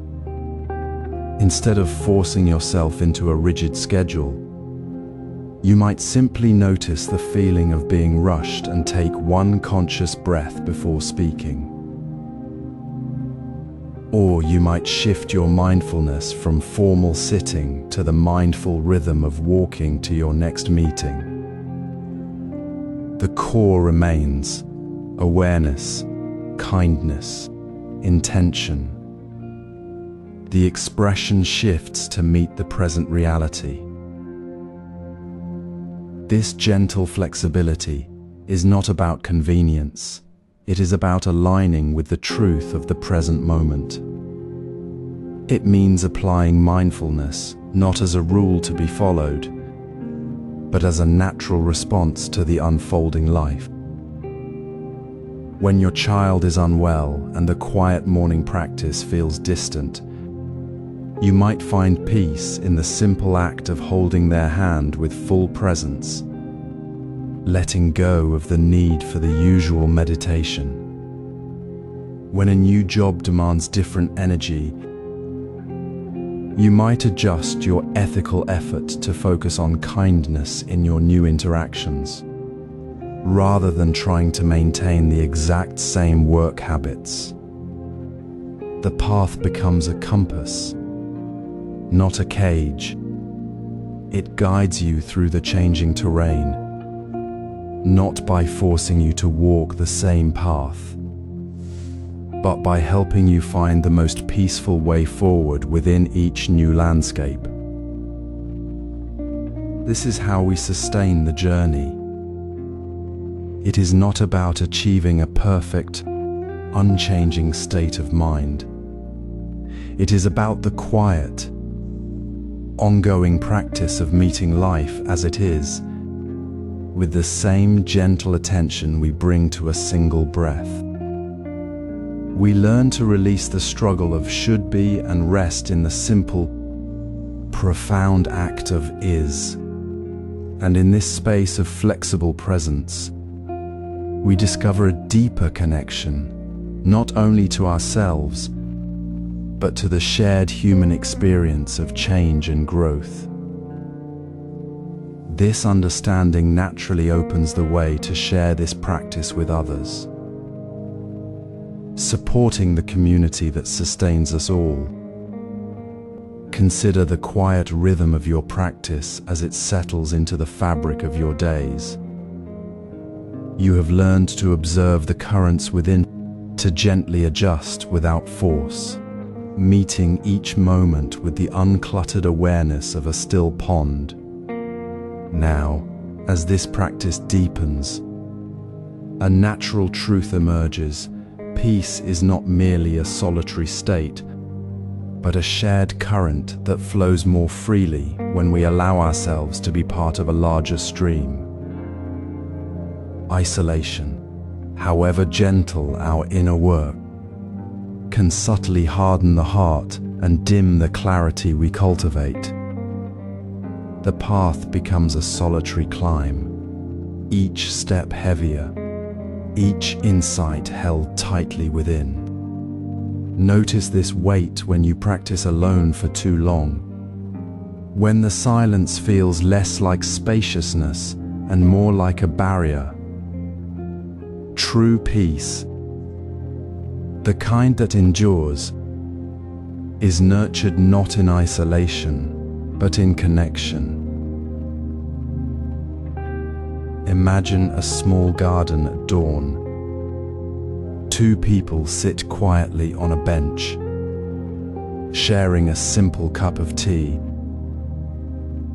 One speaks softly of a moment of patience found while waiting in line, how the frustration had melted into presence. The other listens, not with the need to fix or advise, but with a quiet recognition in their own experience. They share a smile, a nod of understanding that needs no words.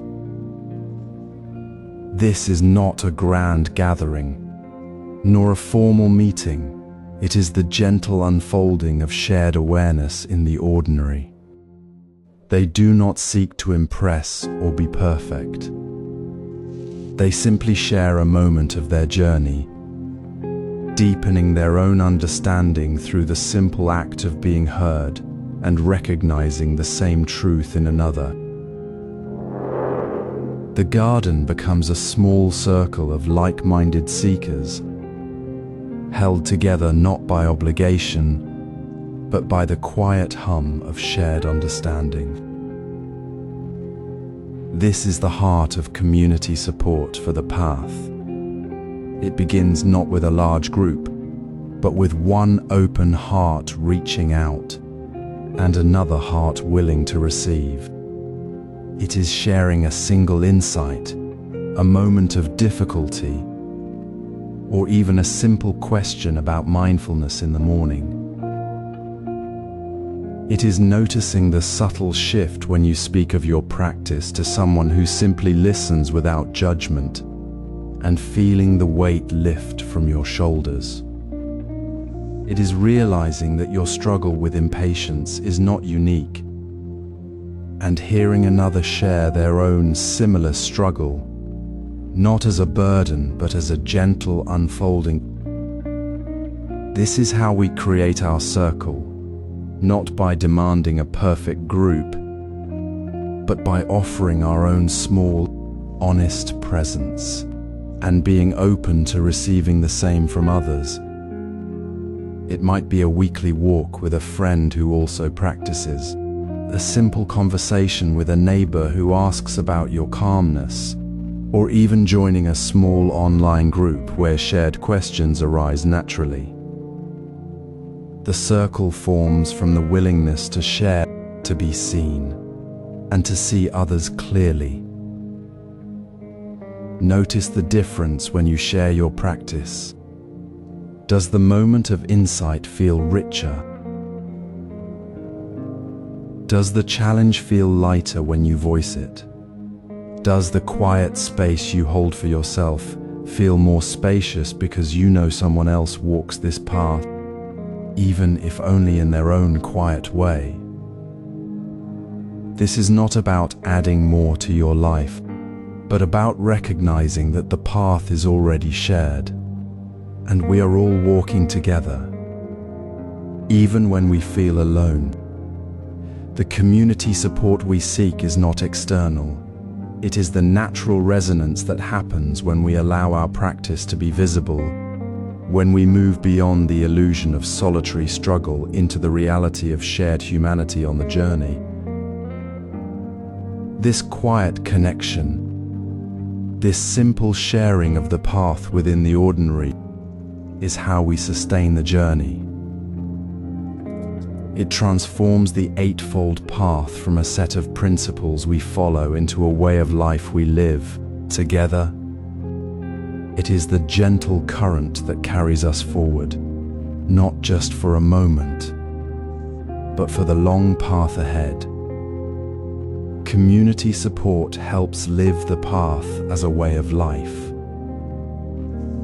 As the seasons turn and life unfolds in its ever-changing rhythm, you find yourself moving through each day not as a series of separate moments, but as a single, continuous flow. This is the essence of sustaining the journey.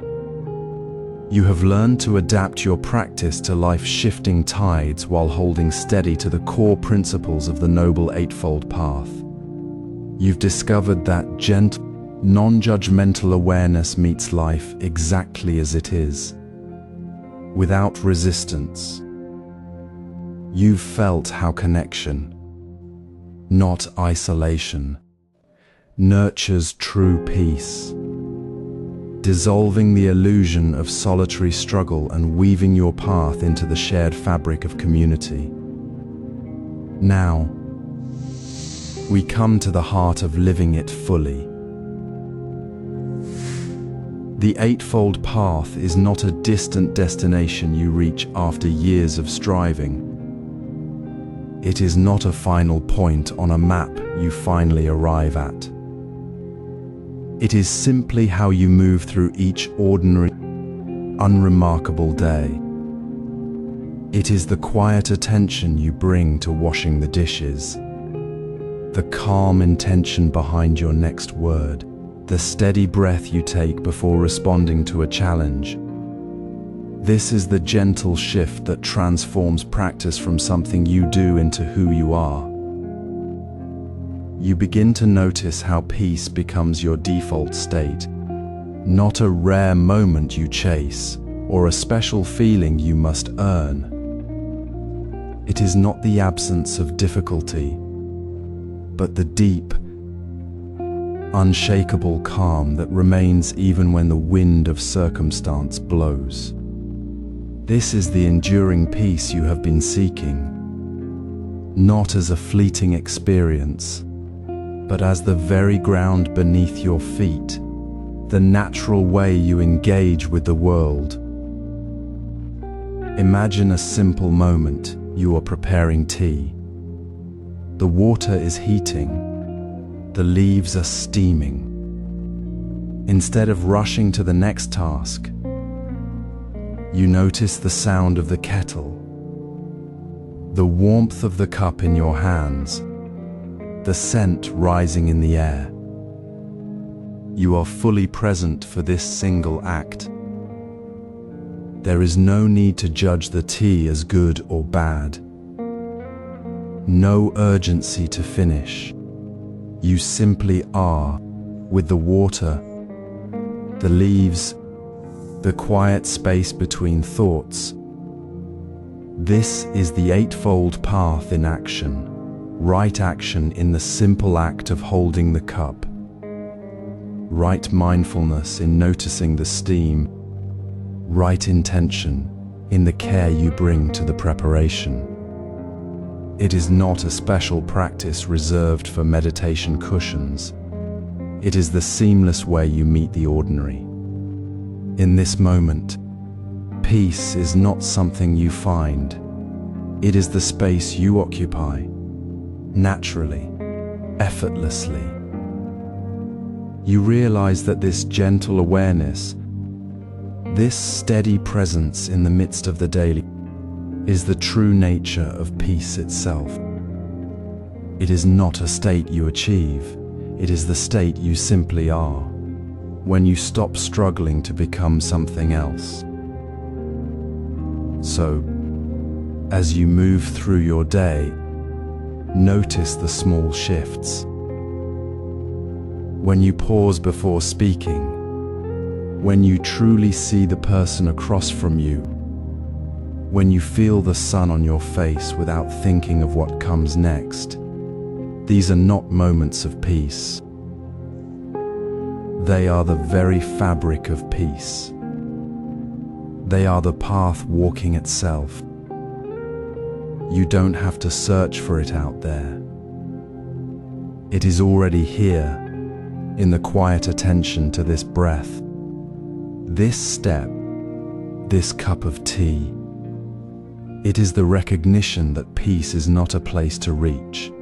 It is the way you arrive at every moment, exactly as it is. This is the gentle, enduring peace you've been seeking, not as a distant goal, but as the lived reality of your daily life. With this, you've completed the journey of inner peace. It is no longer a path you follow toward a distant shore. It is the water you swim in, the air you breathe, the quiet hum of being itself. You are home.